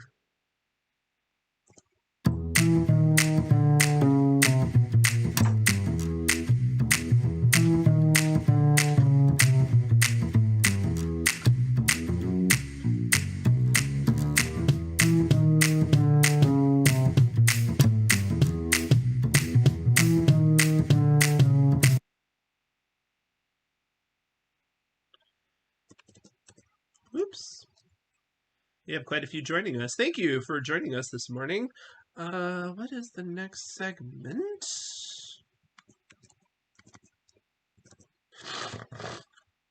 Exodus 15:27 through 16:10. All right, so let's see if I can do this. Whoop. All right, ready? Okay.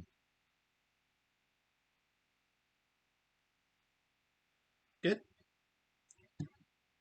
Okay. Just a moment. Okay. Oh, you have to reset your phone. Yeah, my phone is His each other. phone is bothering Russian bots. I love the Russians.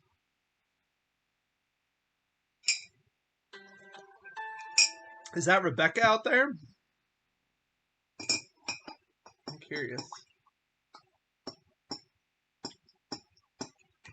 I love how Sean's like, give us your unpopular opinion.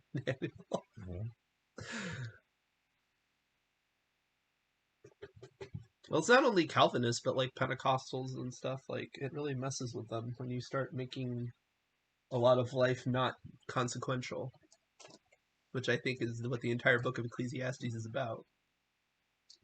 Right. I love this show. I'm really excited for them to get to the law giving. You want to get to the nitty gritty, huh, Sean? That'll be fun. That's going to get more controversial, I think. What am I drinking? Number 35. I'm sorry, no wonder. I am drinking instant coffee with peppermint extract and a little bit of chocolate syrup. And if Alex were to see this, he would beat me up. I'm trying to get Alex to stage an intervention though and help me get better coffee practices. Okay. But it doesn't taste that bad. All right, fair enough. I'm ready now. Thank you. I'm preparing for something I'm going to say later. You are? Well, later. Okay. Let's go. What is it? Exodus 15:27 through 16:10. Okay.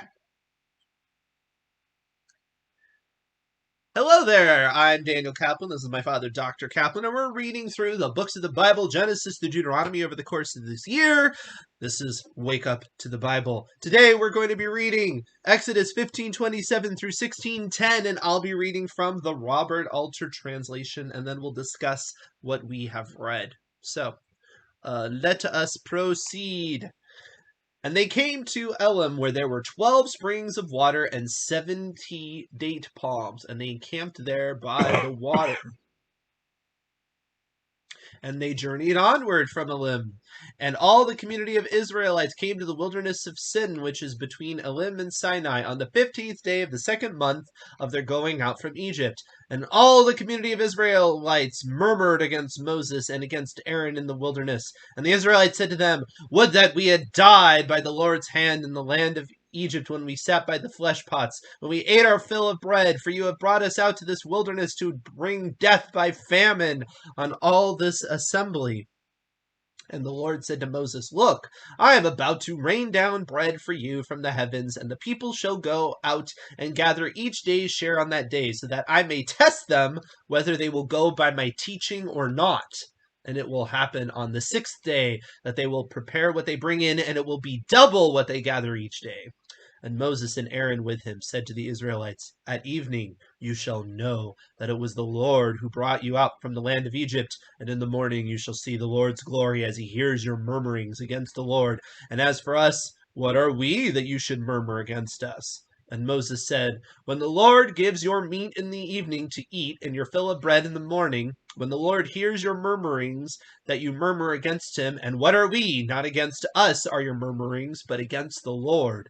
And Moses said to Aaron, "Say to all the community of Israelites, draw near before the Lord, for he has heard your murmurings." And it happened as Aaron was speaking to all the community of Israelites that they turned to look towards the wilderness. And look, the Lord's glory appeared in the cloud. And the Lord said to Moses, saying, "I have heard the murmurings of the Israelites. Speak to them, saying, at twilight you shall eat meat, and in the morning you shall have your fill of bread, and you shall know that I am the Lord your God."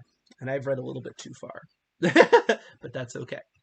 All right, so Verse 10, the actual end of it? Yeah, verse 10 is the actual end of it. That makes sense. The appearing in the cloud, yeah. Right. I just went a little bit further.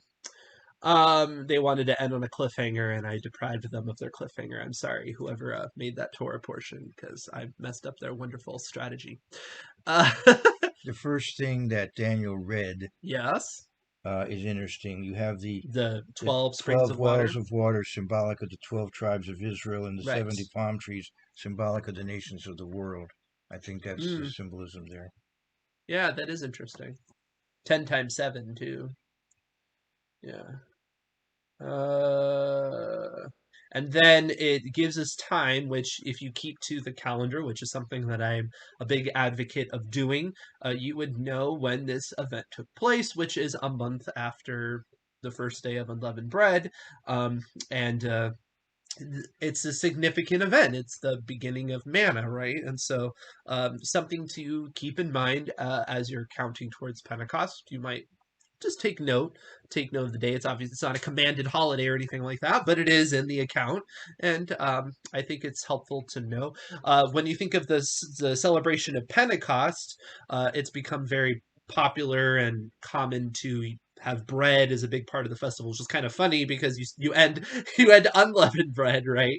And so you have a whole holiday about not having yeast, and then you have the positive look at yeast, which, Jesus even said the kingdom of God is like leaven and things like that. So you do have both examples, but we have this supernatural bread being given to them leading up to Pentecost, and so it's a great way to connect it, and food from heaven. And what you'll see is it's given in a very systematic way, right? It doesn't have to be this way, but it is given in a systematic way because God is trying to create a systematic approach to our connection to Him. And this again is something that I feel like people get wrong. A lot of times people will be like, well, you know, when you enter the Christian walk, it should be about this kind of ethereal relationship, and the more systemized you try to make it, that's being legalistic or pharisaical or things like that. But really, God does tend to work with humans through systems because we're flawed, and it just makes a lot of sense, to Let be everything honest. be done decently and in order. Well, right, but I mean, even beyond just discipline, I think everybody thinks you should have discipline in your life. I don't think that's not what I'm getting at. I'm just getting at, this is not discipline.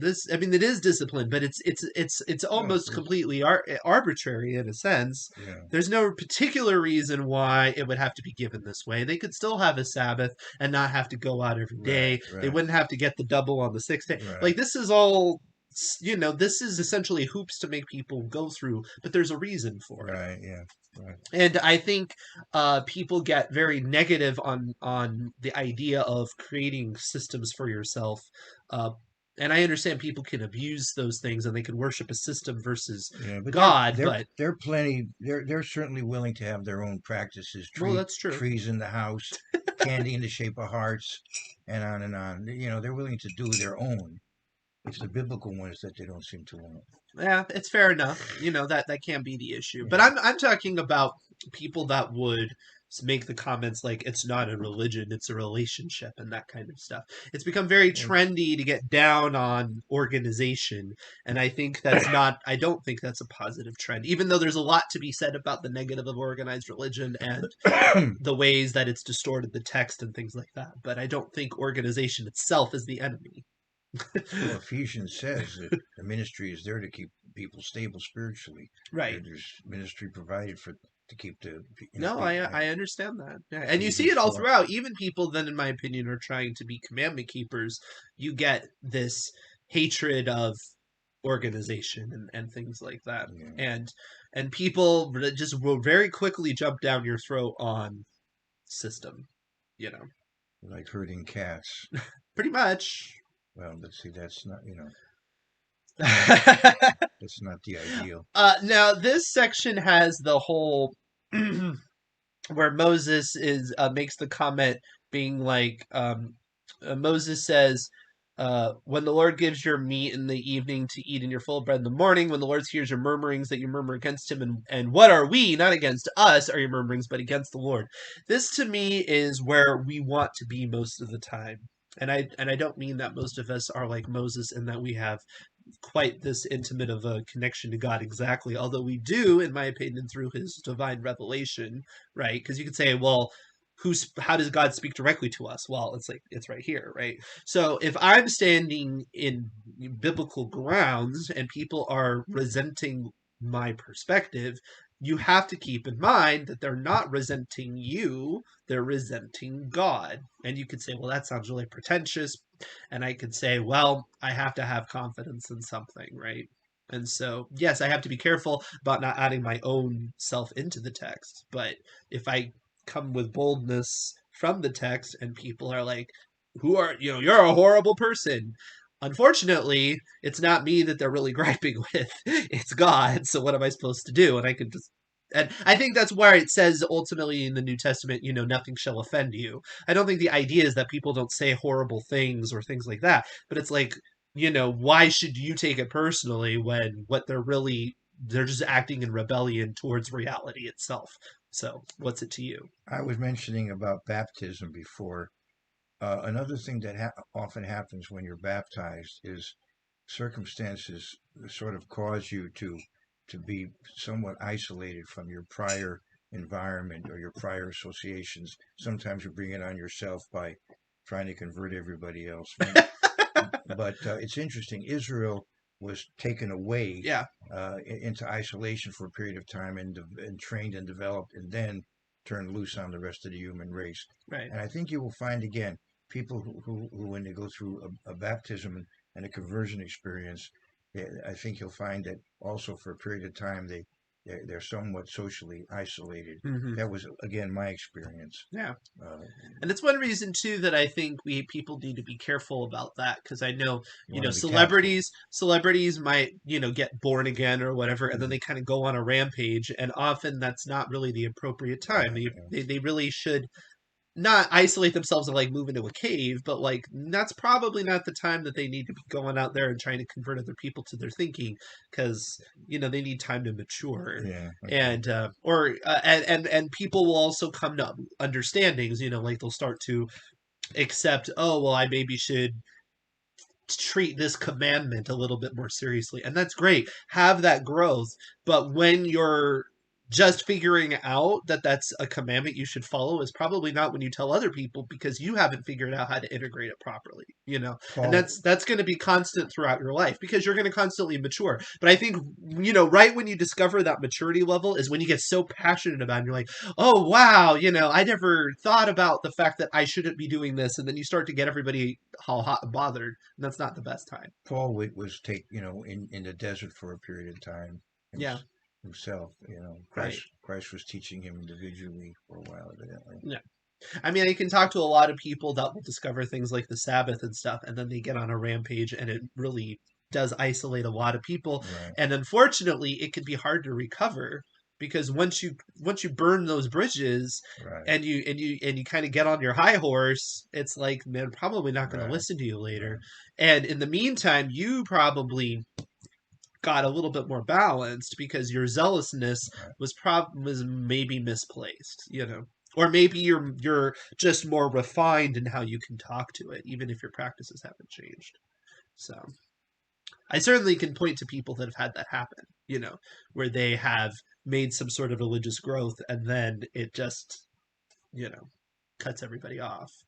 So Christ was fasting 40 days. That's true. I mean, if even Jesus Christ sets that example, you may want to think about it yourself. Right after he was baptized, you're right. He went into the wilderness, right? Yeah, before the beginning of their ministries, right?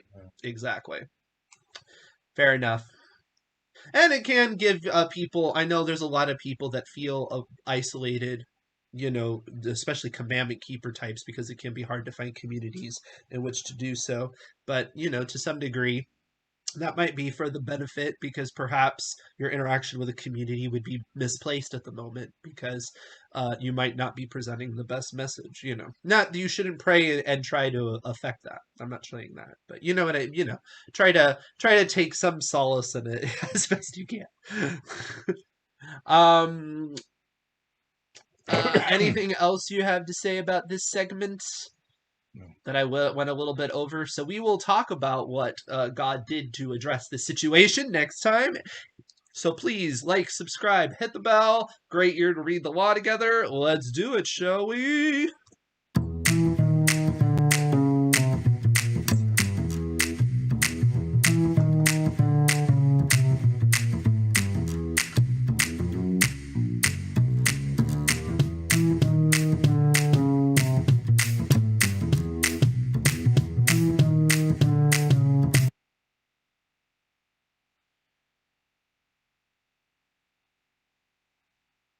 Hey, so pixely.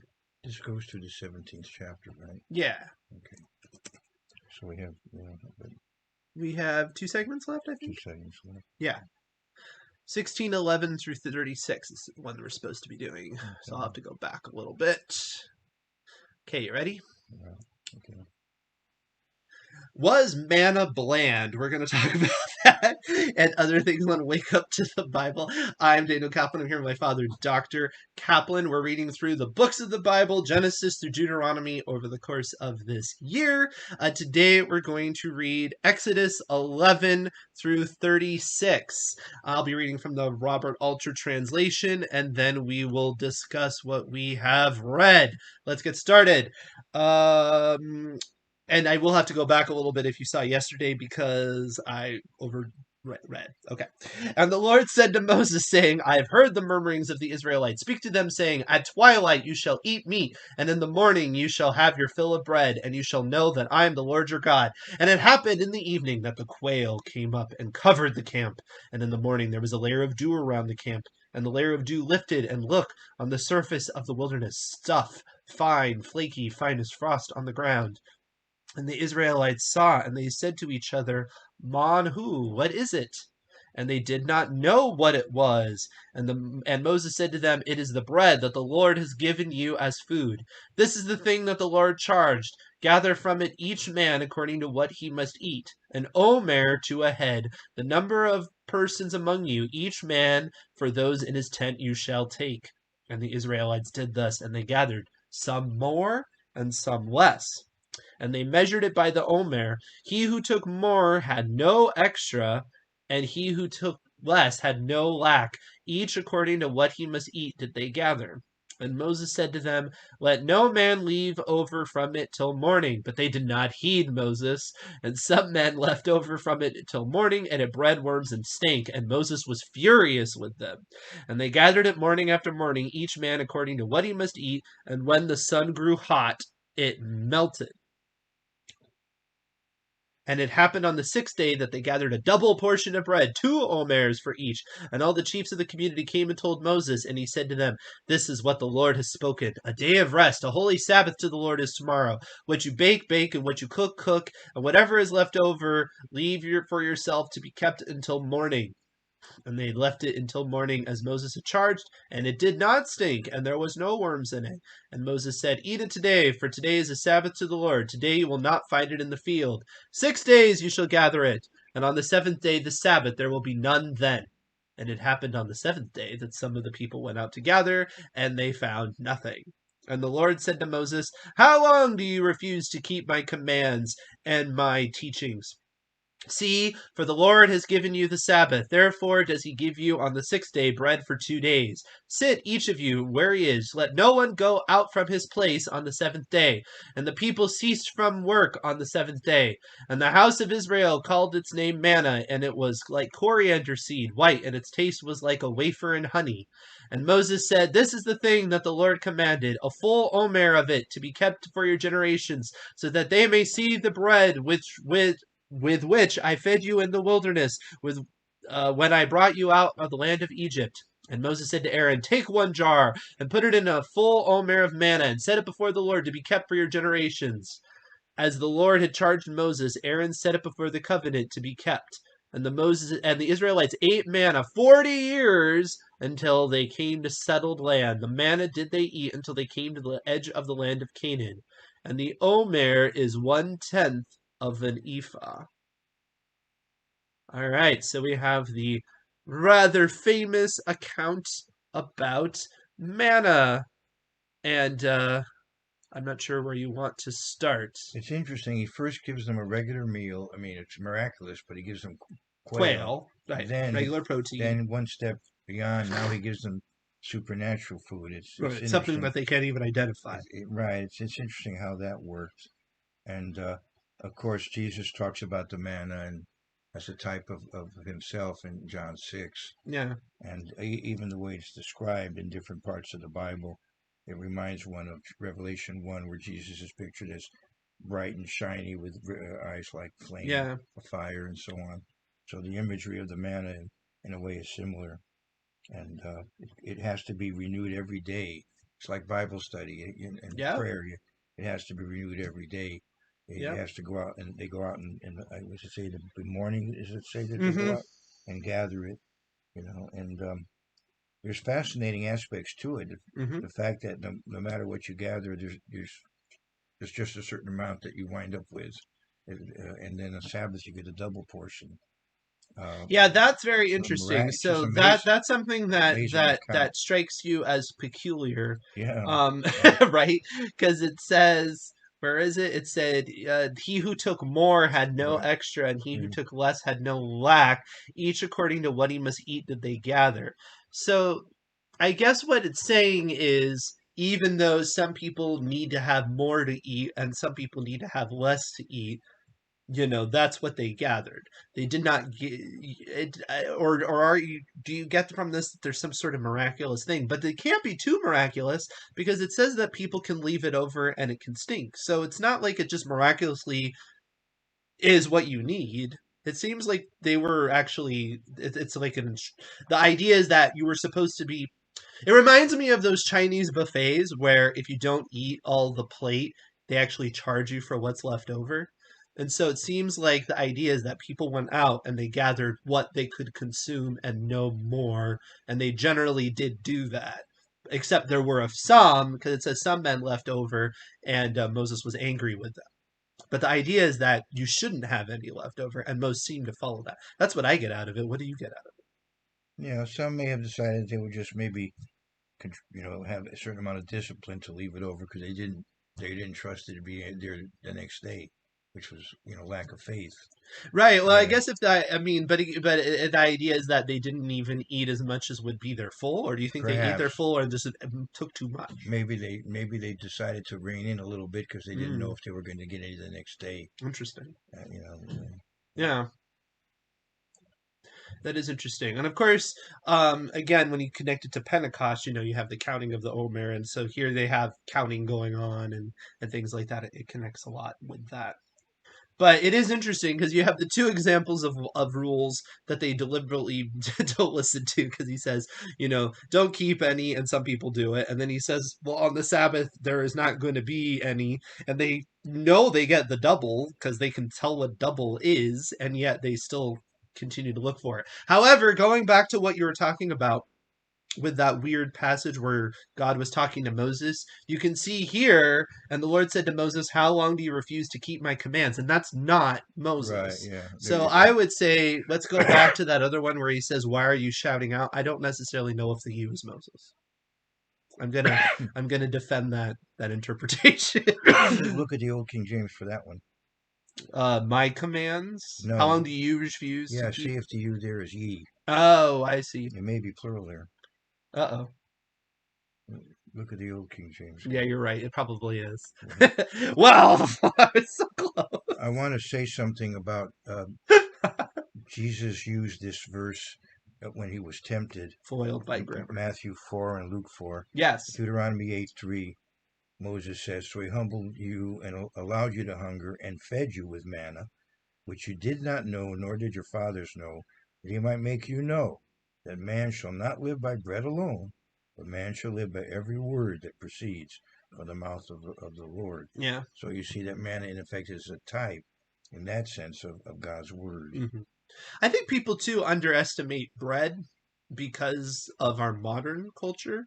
Although those who are connected to, less affluent societies would understand this, but Hmm. up until very recently, bread was such a staple. I mean, Right. I think it was, there was a point at which it was like 70 to 80% of your income would be to buy bread or Yeah. something like that. It was crazy high. I mean, and again, pointing to some of the things that I think of as modern technology, which I know some people hate because of things like genetic engineering, and I'm not saying that can't be manipulated or inappropriately used. However, a lot of the techniques that we've used to create a lot of abundance, especially in the West, Yeah. come from an ethical monotheistic view, and a view that the world can be observed, there's systems, and we have gotten so much better at a lot of things.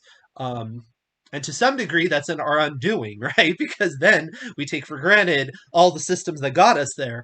But I think sometimes when we think about this miracle, we think of bread as kind of the supplement. We don't think of bread as the staple in the same way that they used to. Of course, nowadays too, with people promoting paleo diets and whatnot, bread has become rather a bit of a negative thing, and it's thought of as some sort of horrific force.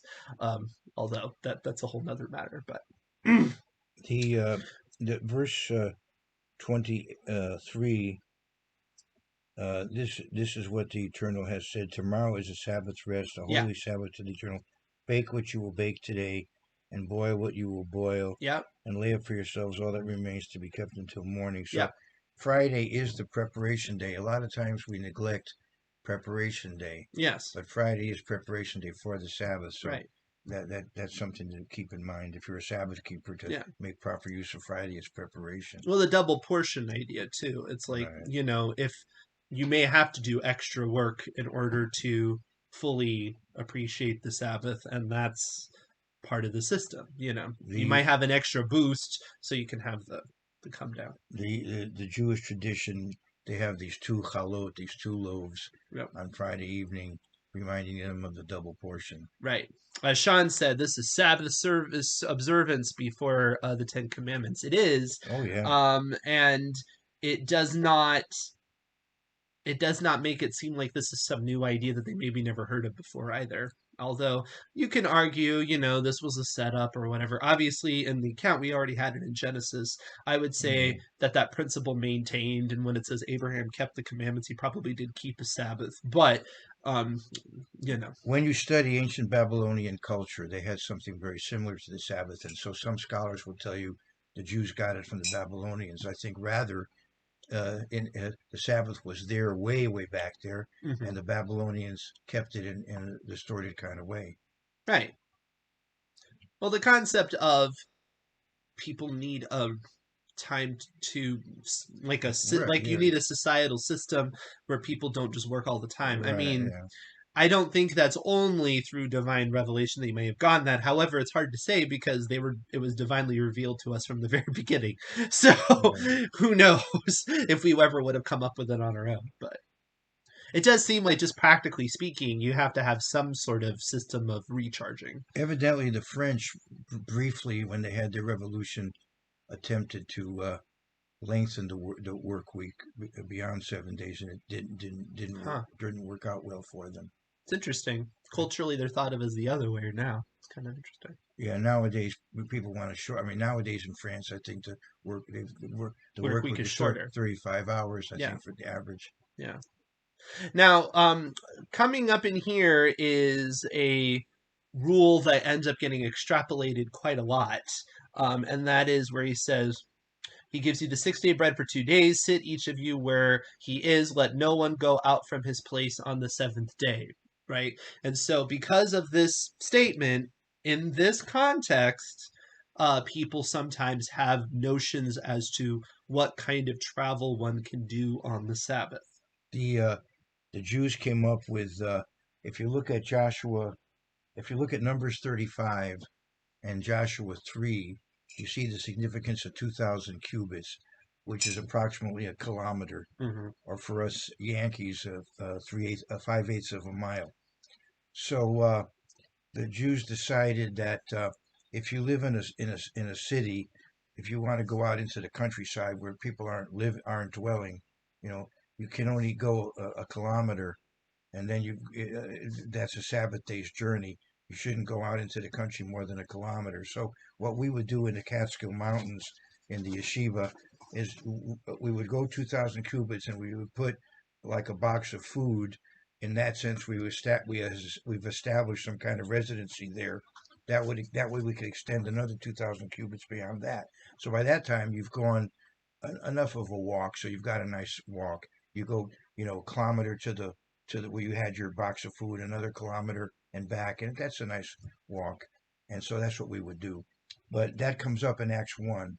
Hmm. But it comes up just as a measure of time. I don't think it should be taken as a command that 2,000 cubits has significance uh, necessarily as for New Testament Christians. There's no such command. But if I could get to the New Testament in this phone, Well, getting back to also to this I'll go to command, Acts 1 in a minute. this command is not that, right? This command Right, is right. literally you shouldn't go out of your tent like at all. No, No, to look for manna, because right, obviously they should go out for other things.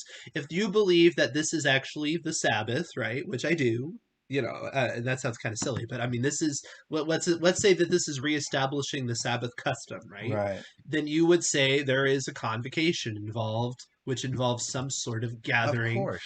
Right. So they're leaving their tent to do that, but they're not supposed to specifically go out to work. So this Right. doesn't seem to be involved with No, going out from your place just as a general idea. no. If you want to drive out to a park or something, Right. or my in-laws used to have to drive 100 miles just to have a church service. Right. They used to go from Brooklyn, Mississippi, which is south of Hattiesburg, Right. to Mobile, Alabama every Sabbath, Right. a 2-hour drive, because that was the closest church that Right. was compatible with their beliefs and practices. Right. Uh, but I wanted to, Yeah, I mean, so I think this notion of what a Sabbath journey is in terms of distance is just it's kind of a weird read, arbitrary. because it Yeah, seems it seems specific that it's saying don't leave to go do this work. It's the context is, he gives you the 6-day bread, so don't go out of your place. It doesn't seem like it's related to anything but what you would do to put bread on the table, to right, me. right. So, but your point when you look at Acts is that there he's making a cultural reference to distance, just so you can understand what distance is. So some people who do actually read that in as an affirmation of the command, as if therefore we need to be concerned with the Sabbath day journey, is because it's something we should not violate. You would say is, I mean, Acts I would say too, it's taking Acts it too far. 1:12. Then they returned to Jerusalem from the mount called Olivet, which is near Jerusalem, a Sabbath day's journey. So as I said, a Hmm. kilometer or 5/8 of a mile. Right. But as I said, it's a definition of their it's a Yeah. cultural term, Right. I would say, or is Hmm. but It's something to shed. I mean, I guess one right, reason why people would argue against that is that there's a lot of other times when it's like, they wanted to be at a certain place before the fast, or to be by Pentecost. And those aren't just cultural references, those are references to also things that we should be doing. So then the question is should we recognize the Sabbath day journey as a concept? well, I think to some degree you can make a judgment on what's appropriate. Uh, as far as your own personal Hmm. behavior. Hmm. I think a family can Okay. come to some kind of appropriate Hmm. balance on what would Yeah. in effect somehow violate the Sabbath. Right. I wouldn't think that the congregation needs to legislate on it unless it No. becomes some burning issue. No, but even on an individual level, I'm just trying to get at what do you think people need to weigh?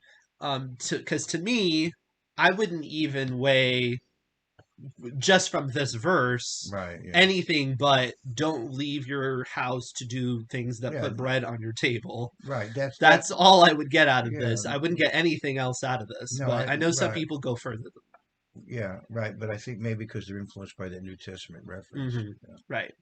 All right, now getting to our original question, was manna bland? In my opinion, no. Because if you look at what it says it was like coriander seed and its taste was like a wafer and honey. A wafer and honey, in my opinion, is not bland. Now, the reason I point this out is because lots of time people like to say that manna is bland, and I think the reason why they do that is because they have an issue with God giving something that would not be bland, because they are affected by aestheticism. It's kind of like Kellogg. I don't know if you're familiar with this, but Kellogg, the inventor of cornflakes, uh, there's actually a really interesting history of cornflakes, that it was actually given in order to try to repress sexual desire, because he believed that eating bland food would somehow make people less sexually motivated. What did they And so what did they say in Nehemiah 8? Eat the fat and drink the sweet. Well, I understand that, but I think sometimes people think, "Oh, well, they got manna and it did the job, but it did not fit some sort of human interest in terms of something being good." But in my opinion, I don't see that here when it says honey, because honey is a positive, generally thought of as a positive attribute. It's not just the same as drinking water. Well, even the water, it says the water was When sweet, you right? read the It Psalms, does not, it does not, there doesn't seem to be anything in terms of it just being enough to just get you through. It seems like it was probably a fairly pleasant experience. right? God I think does. the negative is maybe just the constancy of it and the lack of variety or something. You could argue that, God but doesn't give you bland things. That's well, not the relationship He has with you. You read Well, I watched Veggie Tales, and they said that Psalm 81. manna was a dish that was filling but bland. I'm just saying. Psalm 81. With honey from the rock, I would have satisfied you. Yeah. He Well, want He wants what's best for us. well, also too, it was in the Book of Revelation. He eats it, and it's sweet and bitter, but there's taste. It's not just nothing Well, the bitterness has to do with with the reaction to the it. prophecy. No, he was talking about prophecy there. He has to tell people about all the Well, horrible doesn't he things. say though that it'll be sweet in the mouth, but then bitter Well, because what afterwards? happens is you give people good news. The kingdom of God is coming. Then you tell them, on the other hand, there's a tribulation before. Right. But Yeah. either way, I'm just saying it's not bland, right? We're supposed to Right. eat bitter There you herbs. go. We're supposed to eat bitter herbs. Bitter is not We're bland. supposed to, Absolutely. and even bitterness is Like beer. flavor. Beer And is, like right now, I'm drinking coffee, which is fairly bitter. yeah. I'm Right. not just drinking water, Right. although water has some taste to it. I'm not Right. mocking that. Not saying you Right. can never have bland things, Right. Yeah. but we often like things with flavor, and God is not Now flavorless. here's one reason why they may feel that way. Okay. The people complained after a while Yes. about the manna. They wanted something else. Right. So, but I think that's just because of the nature that they were. They were people who Well, even something you like all the time can get repetitive right. But it's also their kind of the attitude that they tended because to it have. does not seem to be diverse or whatever you want to call it. It doesn't seem to be like every time they ate it, it tasted different, like Willy Wonka or something. It seems like it was a flavor. It had flavor, but it was what it was. And I'm sure everybody didn't like love it because people have different personalities, or you just get sick of it, or whatever it is. And I think that speaks to the idea of sometimes us wanting to invent things or quirky interpretations or weirdness to the Bible that's not necessary Now, just see, because we get kind of bored, and that's not good either. yeah, that's the point. That the consistency. Right. You He can get sick of something that's even good. like Luke 9:62. You put your hand to the plow. You gotta, Yeah. as one minister used to put it, hold it to the end of the row. And so sometimes people, they want to break loose of this prayer and Bible study and listening to instruction and so on. They want to do something, I don't know, more novel. Right. I'm tempted to say more, but I'll restrain It's myself. okay. There's a lot of different people. I'm sure you could insert Some that. of these movements, Hmm. I think, are playing to that. Of course. This need for novelty or A lot of, in my opinion, some famous speakers play to that. Yeah.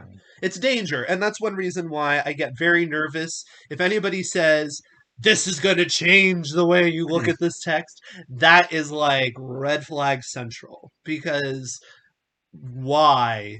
Why should it do that? You know what I mean? Why would you expect that? I don't expect somebody to necessarily come in with some sort of crazy hot take that's just going to make me reevaluate everything. I'm not saying that isn't possible, but I would expect it to be highly unlikely because I think of God's text as much more even keel than that. Right. So when somebody comes in with that, I'm very, very skeptical that they're not trying too hard to make something different for the sake of making something different. All right. The last thing I wanted to bring up was the fact that they set apart some of it. They put it in a jar, and this is going to be preserved. It's going to end up in the Ark of the Covenant, right? Yeah, And or at least or in front of it maybe, but yeah, it's or, like this. It's interesting though that you have this preserved manna, and this manna is not going to go bad. So he must have at some point he at some point you don't it's not there anymore at some point it's uh, missing.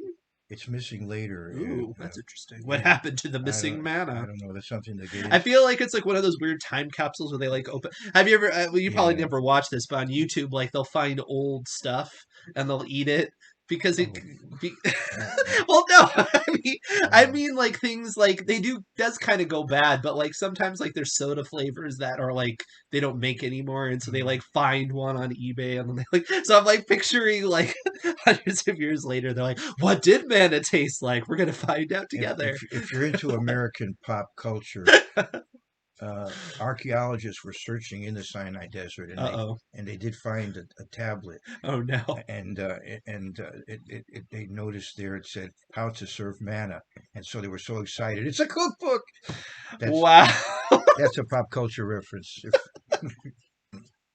How to serve man.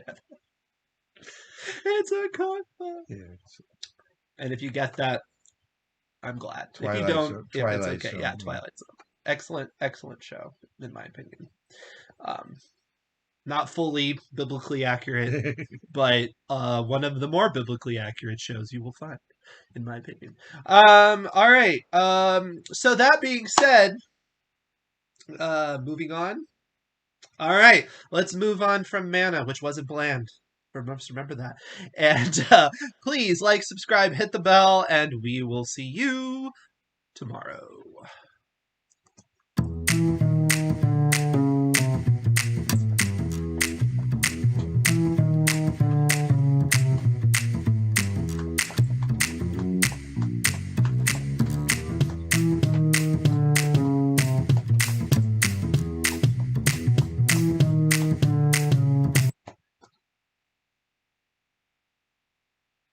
I wonder if Sean has any idea what you were referencing. Did they really say it was bland on VeggieTales? They did. How A sad. dish that is filling but How bland. sad. Yep. I've heard it lots of times. Very common. I don't know, Sean. Have you ever heard that it was bland?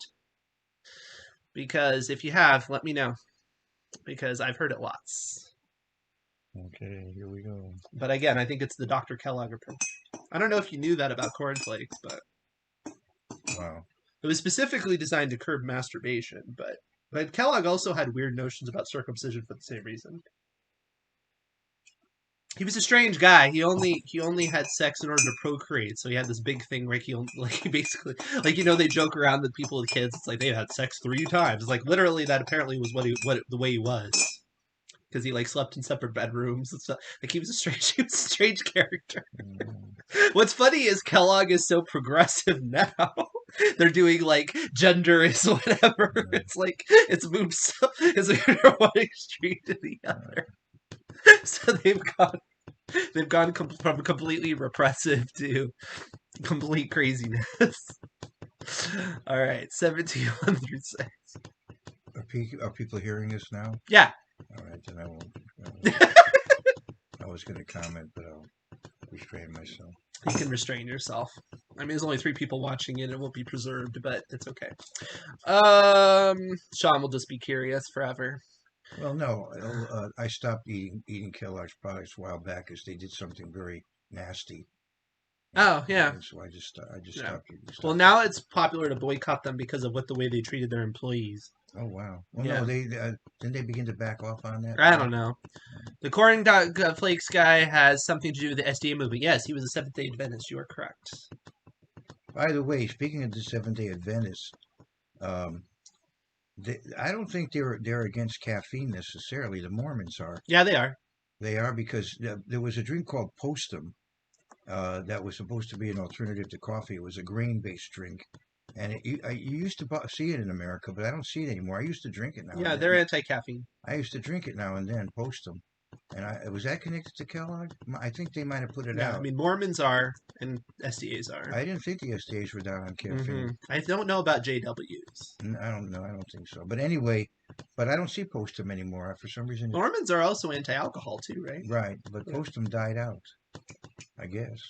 Yeah, because the Mormon author is like you could go to the bar and have a Sprite with someone because you often chit chat with other authors. By the way, speaking of being against alcohol, one reason why America became such had these various brands of soda so popular because it was an Prohibition. an alternative to alcohol. Yeah. Well, one reason why we're selling the coffee is because it was an alternative to tea.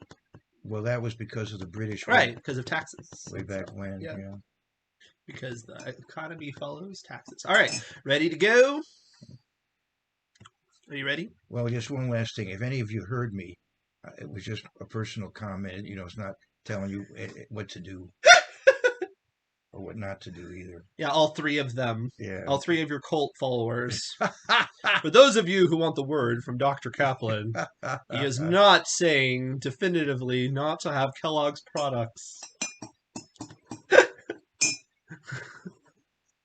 I don't even know if you really follow that, because Kellogg's owns a lot more than you think.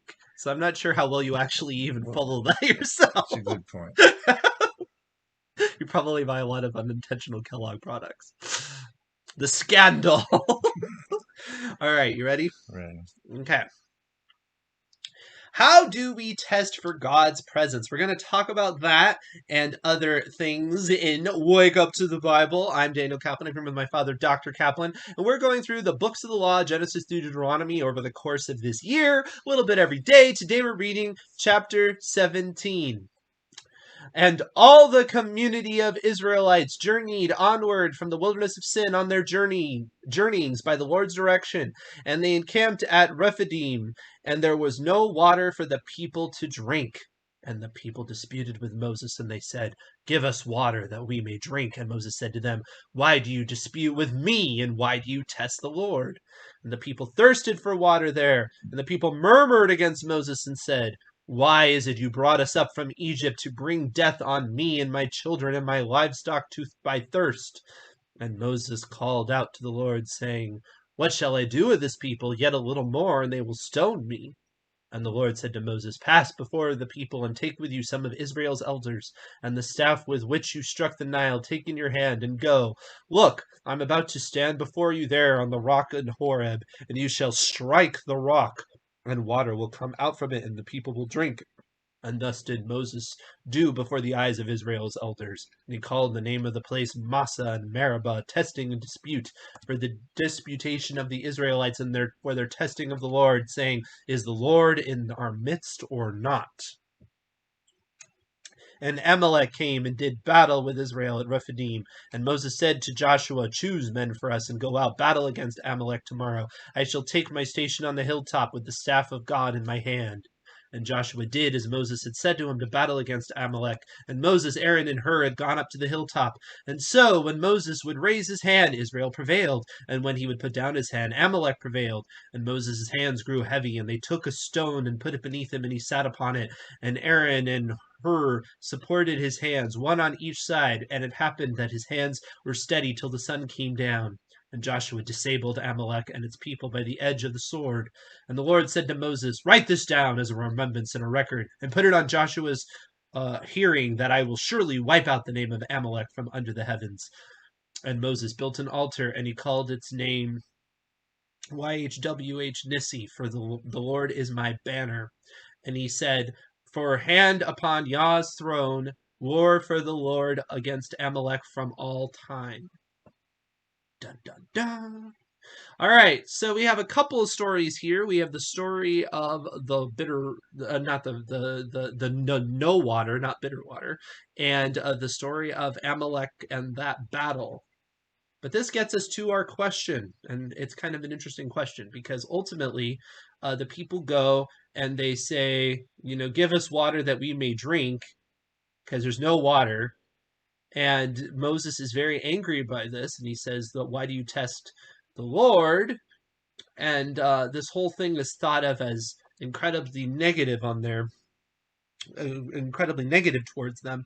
And it's mentioned several times. It's even mentioned in the Psalms, right? This is what, in Psalm 95, right? That it mentions this. And then it's also mentioned in Deuteronomy later, right? It's mentioned, mentioned several times. places. But my question is we certainly have the ability to test for certain things without it being a sin. Like Gideon asks God for signs, and then later it says, test every spirit. So what is it about the specifics here that is sinful? What is the difference between a correct scrutiny over spiritual influence or looking for God's influence, and what is considered rebellious. Because I think that's a nuanced point that I think gets lost. Because I think people kind of fall on either side. I have, you people will get to the point where it's like, well, if you're questioning it all, you're just lack of faith and you're rebellious and evil. And then there's the other idea where it's like, you should just always be extremely skeptical, and I don't think that's the right way either. So what do you think? I know it's kind of a challenging question, but what do you think is specifically going on in this account? Because doesn't it seem rather kind of straightforward that people would get to the point where there's no water and all they're saying, give us water that we may drink. That in of itself doesn't sound like that terrible of a response. They're not even talking about, well, why are we dying and why the I mean, he says they're going to get so angry they're going to stone him, but if you just look at the words, all they say is we need water, which No, seems no, they reasonable. say, why is it you have brought us up out of Egypt to kill us? Well, that's later. Well, that's in the 17th chapter that you're reading. No, but that's later. I mean, I guess is the idea that we're just getting it out of order.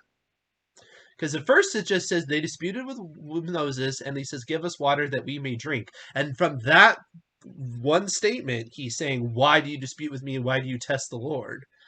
Which that doesn't seem like a weird request. So I'm guessing you're supposed to think that all this other stuff is coupled in with that, because that doesn't seem much different than give us this day our daily bread or something like that. So clearly there's something more to it. You know what I mean? No, the earlier dispute was talking about when they couldn't drink the water and they put a tree in to I'm make not make. talking about that. I'm talking about the 17th chapter. Yeah, I know, but Verse 2, it says, the people disputed with Moses and they said, "Give us water that we may drink." I guess it's because how is that different than give us this day our oh daily no, bread? no, I think Just that that one statement is not that bad. well, no, but the context, the third verse tells you more about what they were saying. Right. So you Yeah. would have to say that that was part of that whole Oh, attitude. yes, I Okay. would say. Right.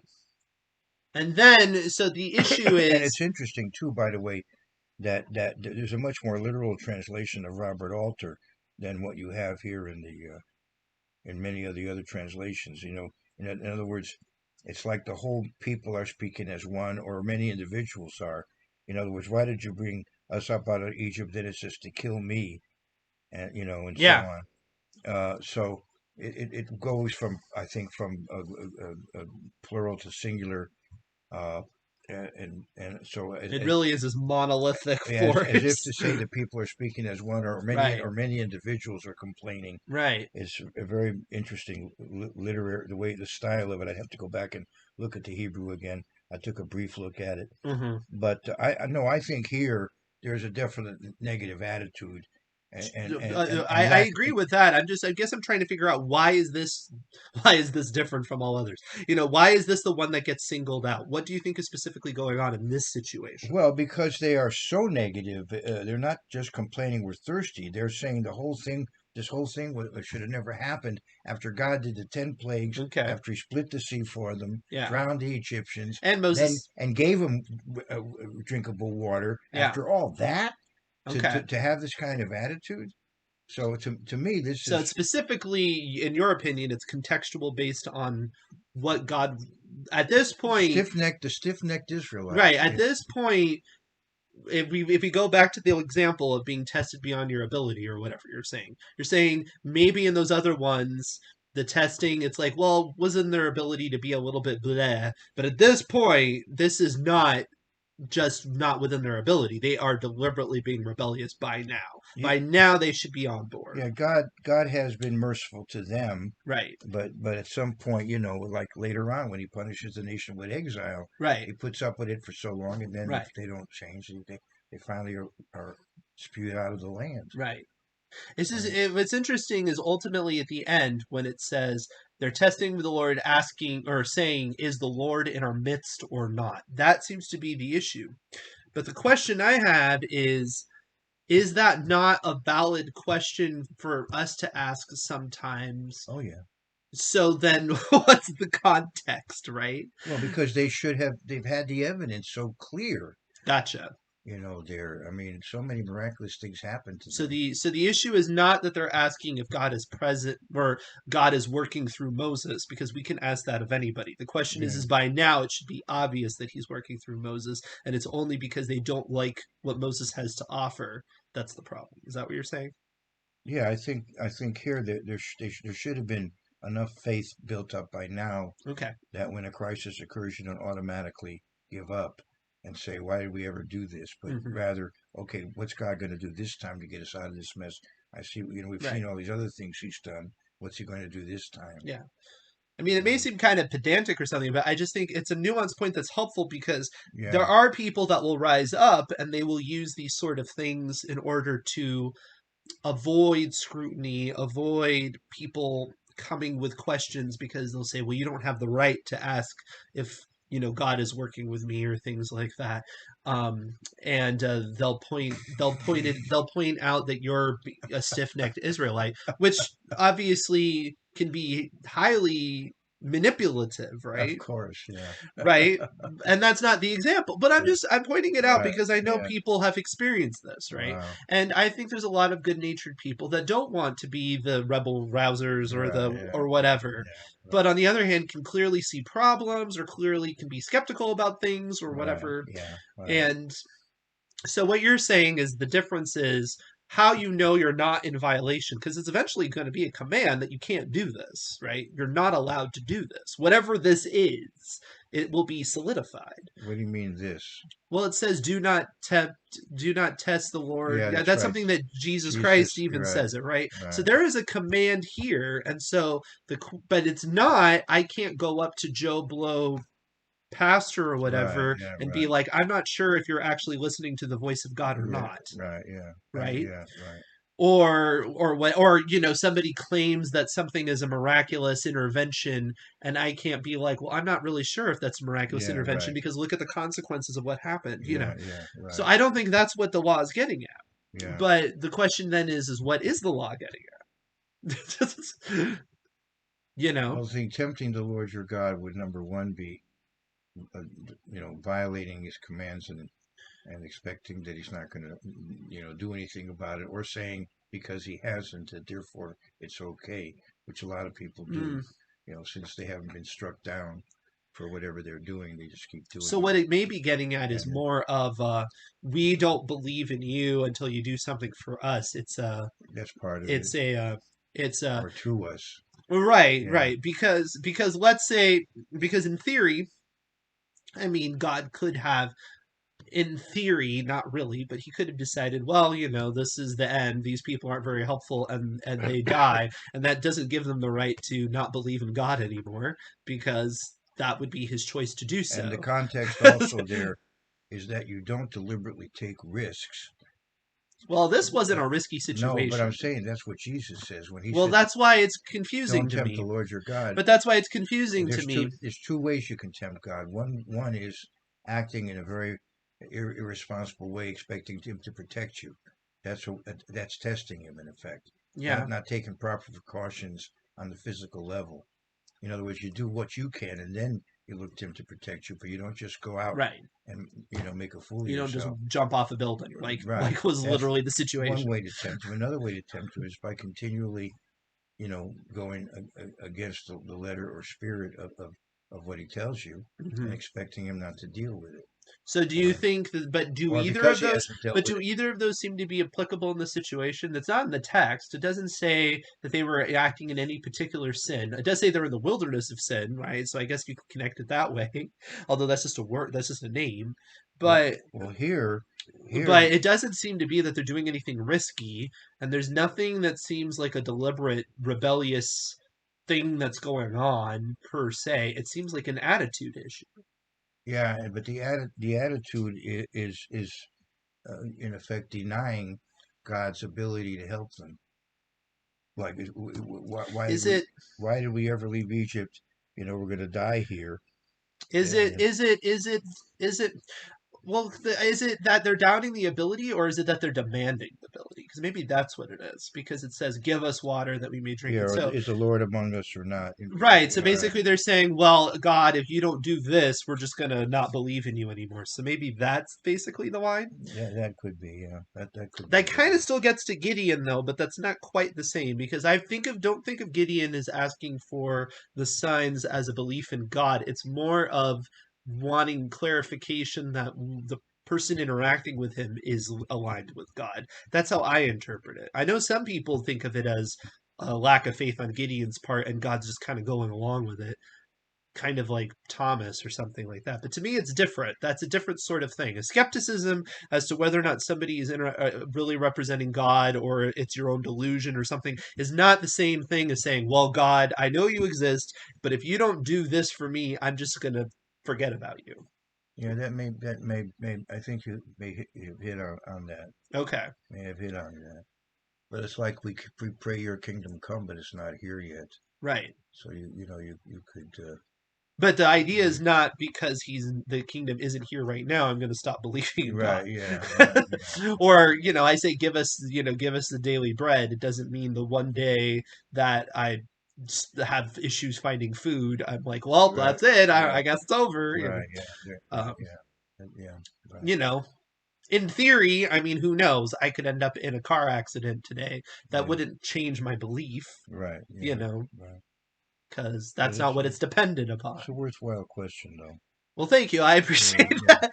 I just think it's something to because yeah, it's because it becomes solidified, right? So I think yeah, we need to really get down to like what specifically is the sin here, yeah. There's a because balance there. attitude is kind of ethereal, and I don't tend to like that. I tend to think, and I'm not saying, and I don't mean like Right. you can even get down on attitude and not make it so ethereal, you know.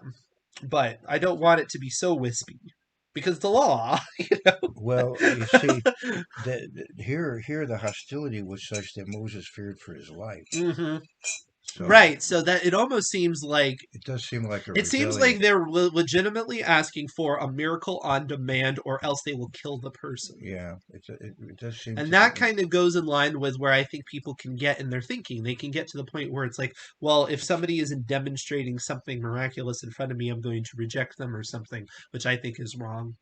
I certainly disagree with like a lot of charismatic beliefs where they think if you don't have a certain Right, externality that therefore you're dead in the spirit. I think that's right, wrong. right, I wouldn't necessarily connect it to this law per se, but it's kind of in that same ballpark, right. you Yeah. know. Well, So wanting to kill Moses after all he did for them is, yeah, just but later it tells you to kill people that are false. So you do have the ability, and that's the thing. Like, because one time I know somebody mentioned this, and they're all like, when they were questioning Jesus, they were violating the law, and I would say no, they weren't. Not they were, but not intentionally. Because of course they were, because Jesus was God, right? So you can't question. But they did not know that. They thought he was a prophet, and they had the ability to question. It was in the law to do so. So it was right. kind of this weird.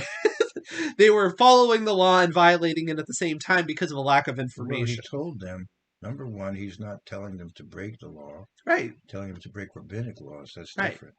And No, I'm number, saying though the law of testing him as a prophet. no, that's The fair reason enough. why, yeah, and I don't think he approached it as they were violating the No, law when he did that no, because they had a right to do that because he right, hadn't revealed who he was yet. right. Their problem was that they were without evidence condemning him. He had Right, done no harm to anyone. right. Yeah. They were misapplying that law, but the Yeah, fact that they right, were trying to apply the law wasn't a violation of the law in right, itself. yeah, Right. yeah, So yes, they were in violation of the law because they weren't even applying the proper test. right. Because right. All right. So moving on, the second half of this story is the Amalek, and now we have an actual battle. And this does, you said earlier, you get the idea that perhaps God wouldn't have involved them in this conflict, but it's right as a result of this rebellion that they're going to try to kill Moses that now God kind of stirs things up and causes them to have this conflict, right? Now, again, if you take the unconventional chronology of Egypt, this is what scholars refer to as the Hyksos invasion, And so evidently this is these Middle Eastern invaders are coming into Egypt, Mm-hmm. and so here a group of them find the Israelites. That might be partly the explanation here. Gotcha. But the Amalekites were particularly ruthless in the way they did things. So, Deuteronomy points that out. As a culture, they were very, very negative culture, uh, like a criminal culture that had developed among them, and they had a particular hatred for Israel. Now, Amalek was the firstborn of a concubine in the line of Edom, Mm-hmm. and so Edom was the firstborn, but didn't get the birthright. Mm-hmm. Jacob got it. Amalek was the firstborn of a concubine, and coming originally from Edom. So it may be in the culture of the Amalekites, they had developed a particular hatred for Israel as somehow those who had, robbed them of their status. In other words, there may have been a certain envy within the culture that they were taught to hate the descendants of Jacob, perhaps. Mm-hmm. Now, what's said about them later is, if I go to Deuteronomy 17, Okay. what's said about them later is that, sorry, it's not in Deuteronomy 17. I don't think where it is. No worries. Um, about the Amalekites. I think what's interesting Yeah, too, you go though, keep if talking we about want to that. go back to what we were just discussing, if you look at the parallel in the accounts, right, what you ultimately have here is God deliberately sets up a situation which is a conflict where it shows that he is working through Moses, because Moses has to lift up his arms, and if he doesn't, then bad things happen, and so he is. And this was a situation where they had just gone from wanting to kill Moses as a bad leader or something, and essentially God is really pushing the point that no, this is the assigned leader, and without his strength, you will perish. So you need to fall in line on that. Um, and he shows that immediately in the following example. But what's interesting is even within that example, you have the example that Moses needs the support of others. So that's something to keep in mind, especially as cult type figures will want to lift themselves up as like a Moses type and demand a lot of respect and whatnot. You will see even here where God is showing how he's working directly through Moses, he sets up the fact that Moses himself needs assistance as well, which is interesting. It does keep him from being too supernatural, right? He keeps him in a balanced sort of way, don't you think? Yes, and it does show the importance of if a person is doing God's work. If you see a person that seems to be, accomplishing God's work, then others should be supportive, should be Yeah, metaphorically holding up his hands. yeah. And one of the people is somebody we don't even know much about, because who's her? Like he just dropped in out of nowhere. Yeah, he does come up there as an important Right. All of a figure. sudden, there's this person named her, and has this in direct involvement, and we have nothing about him before. I Hmm. don't even think there's much after, is there, in the Bible? I have to think about it. I don't think so. Um, Anyway, I want to go I can do a to little look. I'm gonna yeah, search. but I want to go to Deuteronomy 25. Okay, I'm gonna look up I had a her. brain freeze there for a moment. No worries. All right, in Deuteronomy 25, and well, Her. in Genesis 25, that's not going to be very helpful. Deuteronomy 25, Mentioned again. Okay, so he yeah, is he's mentioned mentioned again. again, being of the tribe of Judah, because he's mentioned in Exodus 35. But that's it, really.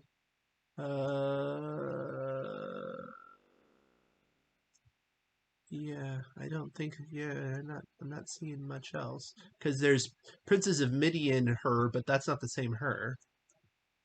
So I think that's it. He's mentioned again, you know. Yeah, so he's got But this. but but I think that's a point. I think that's a point that somebody who not only is Moses assisted by people, but he's assisted by kind of Joe Blow Schmo Israelite too. And Hmm, again, that's something that's a that good is point. important to know.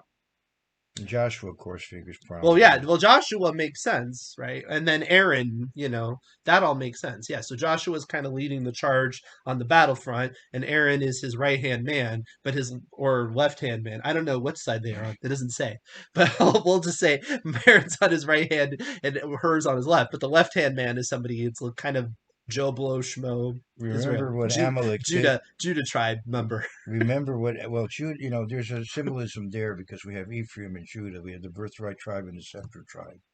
Aaron is Levi. No, Aaron is Levi, but wasn't Joshua there? No. Joshua's not holding up his hands. Okay, He's on the battlefield. That's right. So the commander is an So it's Ephraimite, Levi and Judah, Levi and which Judah, makes sense. which makes sense, Yeah. right? Anyway, remember what Amalek did to you on the way as you were coming out of Egypt. So there's more detail given here. How he met you on the way and attacked your rear ranks, all the stragglers at your rear when you were tired and weary, and he did not fear God. So, because of all these events that happened, and surely there was word spread around, people should have understood. These are people that are a special people being dealt with, right? And yet they didn't have that fear of God, right? And besides that, they attacked the weakest of them, right? Just some people have in effect said these were the ancient terrorists, in effect, going after civilians rather than after soldiers, right? Going after the weak. Interesting. And then in verse, I mean, ultimately, Joshua is told that he will wipe out Amalek completely. right, So there's obviously an issue there, and when you connect it with Deuteronomy, it makes more sense. If it's a right, rebellious against God plus this just very unethical right, and way of only handling God, it. of course, has that prerogative Right. to do it, to command a thing like that. Only Right. God can do that. Right. All right. Anything else? We're in 17. 17. Well, we should mention how it concludes. The building the altar. Well, but he mentions that he has a war with Amalek here. Yes. And then he also calls it Yahweh Nisi, the Eternal is my banner. Right. This word also is used for miracle. So he's my banner, my sign, and also he does wonders for me that are indicative of that. Yeah. And then again, it finishes with that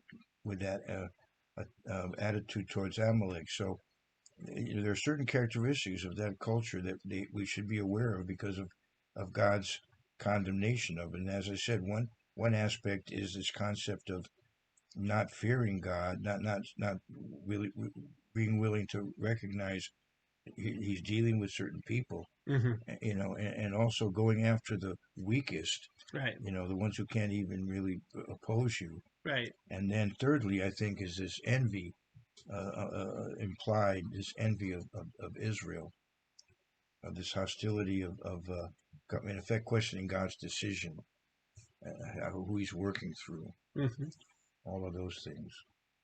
Right. And again, though, it shows foreshadowing of what will occur later. Right. So that when it happens, it doesn't completely come out of the blue. And it may even be, this may relate later on to the story of Esther. Haman may have been an Amalekite. Right. It's Jewish tradition, the Sabbath before Purim, to read that section in Deuteronomy. Interesting. That would make sense based on the personality. There was recently a movie. Daniel wouldn't have given too many stars, but there's a movie called, I think, One Night with the King. Oh yes, and no, I wouldn't. About Esther, but I mean that's what's implied there. It's not implied; it's explicit. All right, and it's explicitly like they're like Nazis. It's like a little bit ridiculous. Peter O'Toole, I think that was probably the last. Is he still alive? When we have some heavy-handed symbolism, I think that was probably the last part he ever played.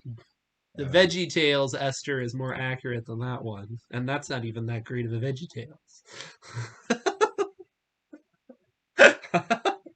Well, there's an I've never really seen a very great version of Esther, in my opinion, did and you it's sad did you because ever it's one of my favorite did you see the stories. one with Joan Collins? I have not. Oh, well, that's the one that I saw as a child. Yeah, You Esther might, and the King, right? yeah, No, I've that's not seen that one. it's The not. Nest animated one is not great. It's okay, but it's not great. I don't know. It's too bad because Esther, nowadays, with wanting to, talk and appreciate the role of women, you'd think they would have done a good job with Esther. Yeah, no, not One Night with the King, that's for sure. Yeah. Again, you can form your own opinions. He's not You can form your own opinion. They're just right. incorrect. That movie's terrible. One thing, well, since we're on that movie, It's I, also not very accurate, and I, that I can say I objectively. brought it up. Objectively, it's not accurate. Right, I brought it up, so Subjectively, it's also I'll say awful. one other thing. This is a side comment, Yes. not totally related to what we've been reading, Uh huh. but the Magen David, which literally means shield of David, Hmm. this It also hexagram. means delicious wine, right? No, I'm Well, just kidding. man, no, there was a wine called Magen David, and for a while they were calling it M&D wine, so people were calling it Mad Dog wine. But anyway, to get back to my point, Sorry. the 6 points, the Magen David um, is not necessarily something that goes all the way back to the time of Esther. We as a Jewish symbol, Yeah. we have there was a wonderful movie that came out in the 50s. If you ever want to watch a Bible movie, it's called in Babylon. That's And much better than One Night with the King, I'll tell you all that. right. Well, anyway, that movie, I think they're wearing Stars of David there, like during the Holocaust. And then in the One Night with the King, They're trying to make it parallel. in the One Night in the King, Esther also has this Magen David that Of somehow course. gives her away.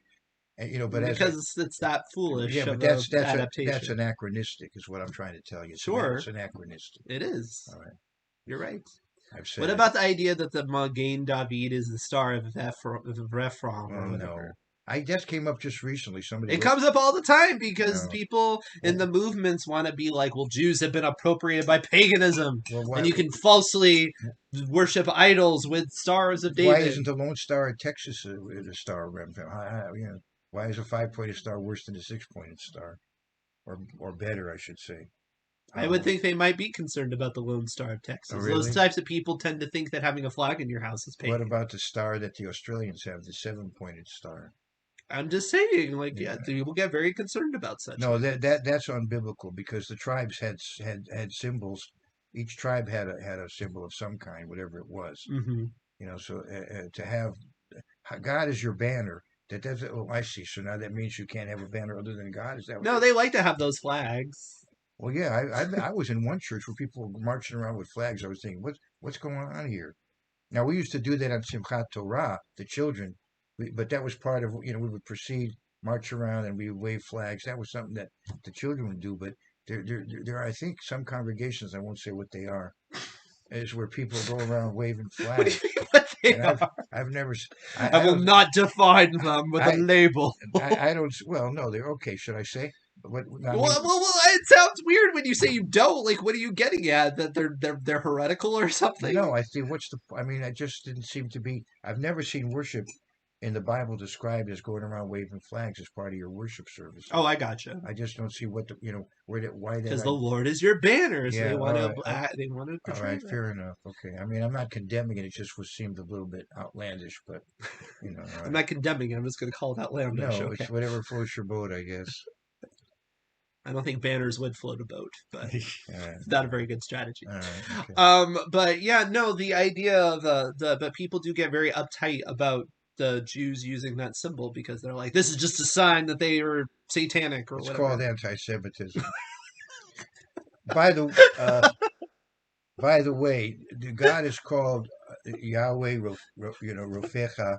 God Yeah, is your healer. He's called Yahweh Nisi. God is my banner. yeah, But these are not separate names. no. It's Yahweh is his name. These are ways. Wait. It's his name as if there's not other names because I thought we established that's not the No, I'm case. saying that Yahweh is one name that he has, Okay, thank you. but when you say Yahweh Nisi, Yahweh Yeah. Rofecha, I wouldn't call those separate names of God. I would Oh, I see. call those describing what he does. Right. Some people use these they have, I don't know, umpteen different names of God. Hmm. I think I think They that's get very concerned of counting how many there yeah, are, and no, yeah. I would say that these are titles. These describe him, or not. I wouldn't call Hmm. them separate names. That's what I'm saying. I gotcha. Do you Yeah, think there's something to, though, trying to gather a list of all the different ways that God is described in yeah, such I a way? think that right. In fact, there's one poster I've seen where it says "I am," Uh-huh. and there's all these different ways God says "I am," Right. Jesus says "I am," and so Yeah. on. Yeah. So there's value to that. Oh Just yeah, no, yeah. so, Oh, what are you certainly. concerned with then? I'm I'm just confused. concerned with calling it a name of God. I wouldn't call it a name of God. I would say Okay.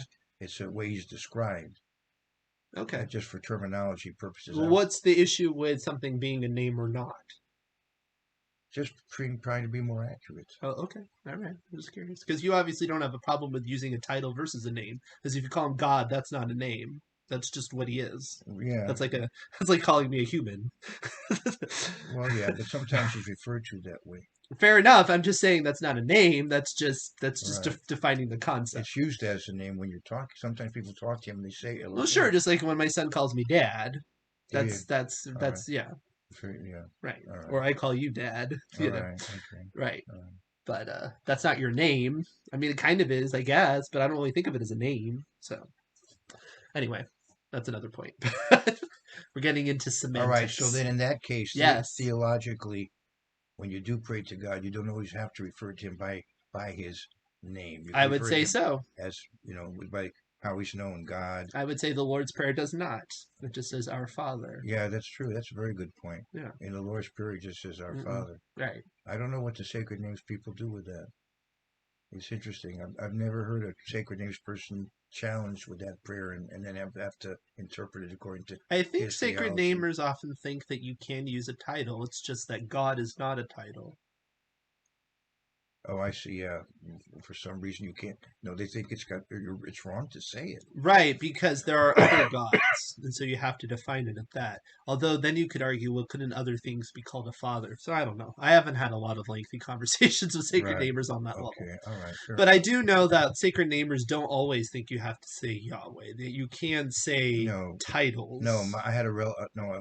I had my when my in-laws were involved in I that. think they're okay with L. My mother-in-law would say Our Father. Mm-hmm. Uh, Yeah.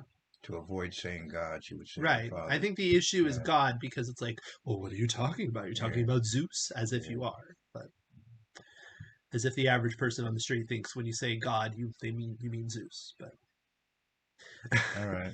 anyway, that being said, this was a little bit of a lengthy show. I hope you enjoyed our ramblings. If you did, please like, subscribe, hit the bell, and we will continue to read the law throughout the course of this year. We are moving on through Exodus. We're going to get to commands and laws and more controversy. It'll be good. All right. See you then.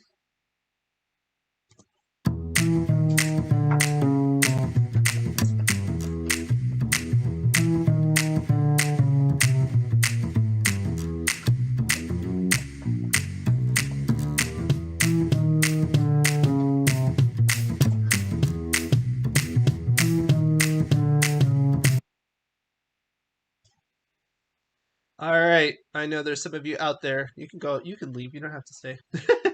We're going to be having lunch around here. Thanks for joining us, though. Um, Shabbat Shalom. I guess wherever you are, it's still Shabbat Sabbath. Shalom. I'm not sure who's the three that are watching us. Probably Sean and a couple of Russian bots. So Right. I hope those Russian robots enjoyed. You're welcome, Sean. You have a wonderful day. Nastrovia. Wow. All right. Now I've got to rescue my wife who's starving. We went long, didn't we? Wow. Well, we also started a little bit late. Yeah. Okay. So I'll call. Is it okay? I don't know if Jonathan Murphy want to join us. Is that all right?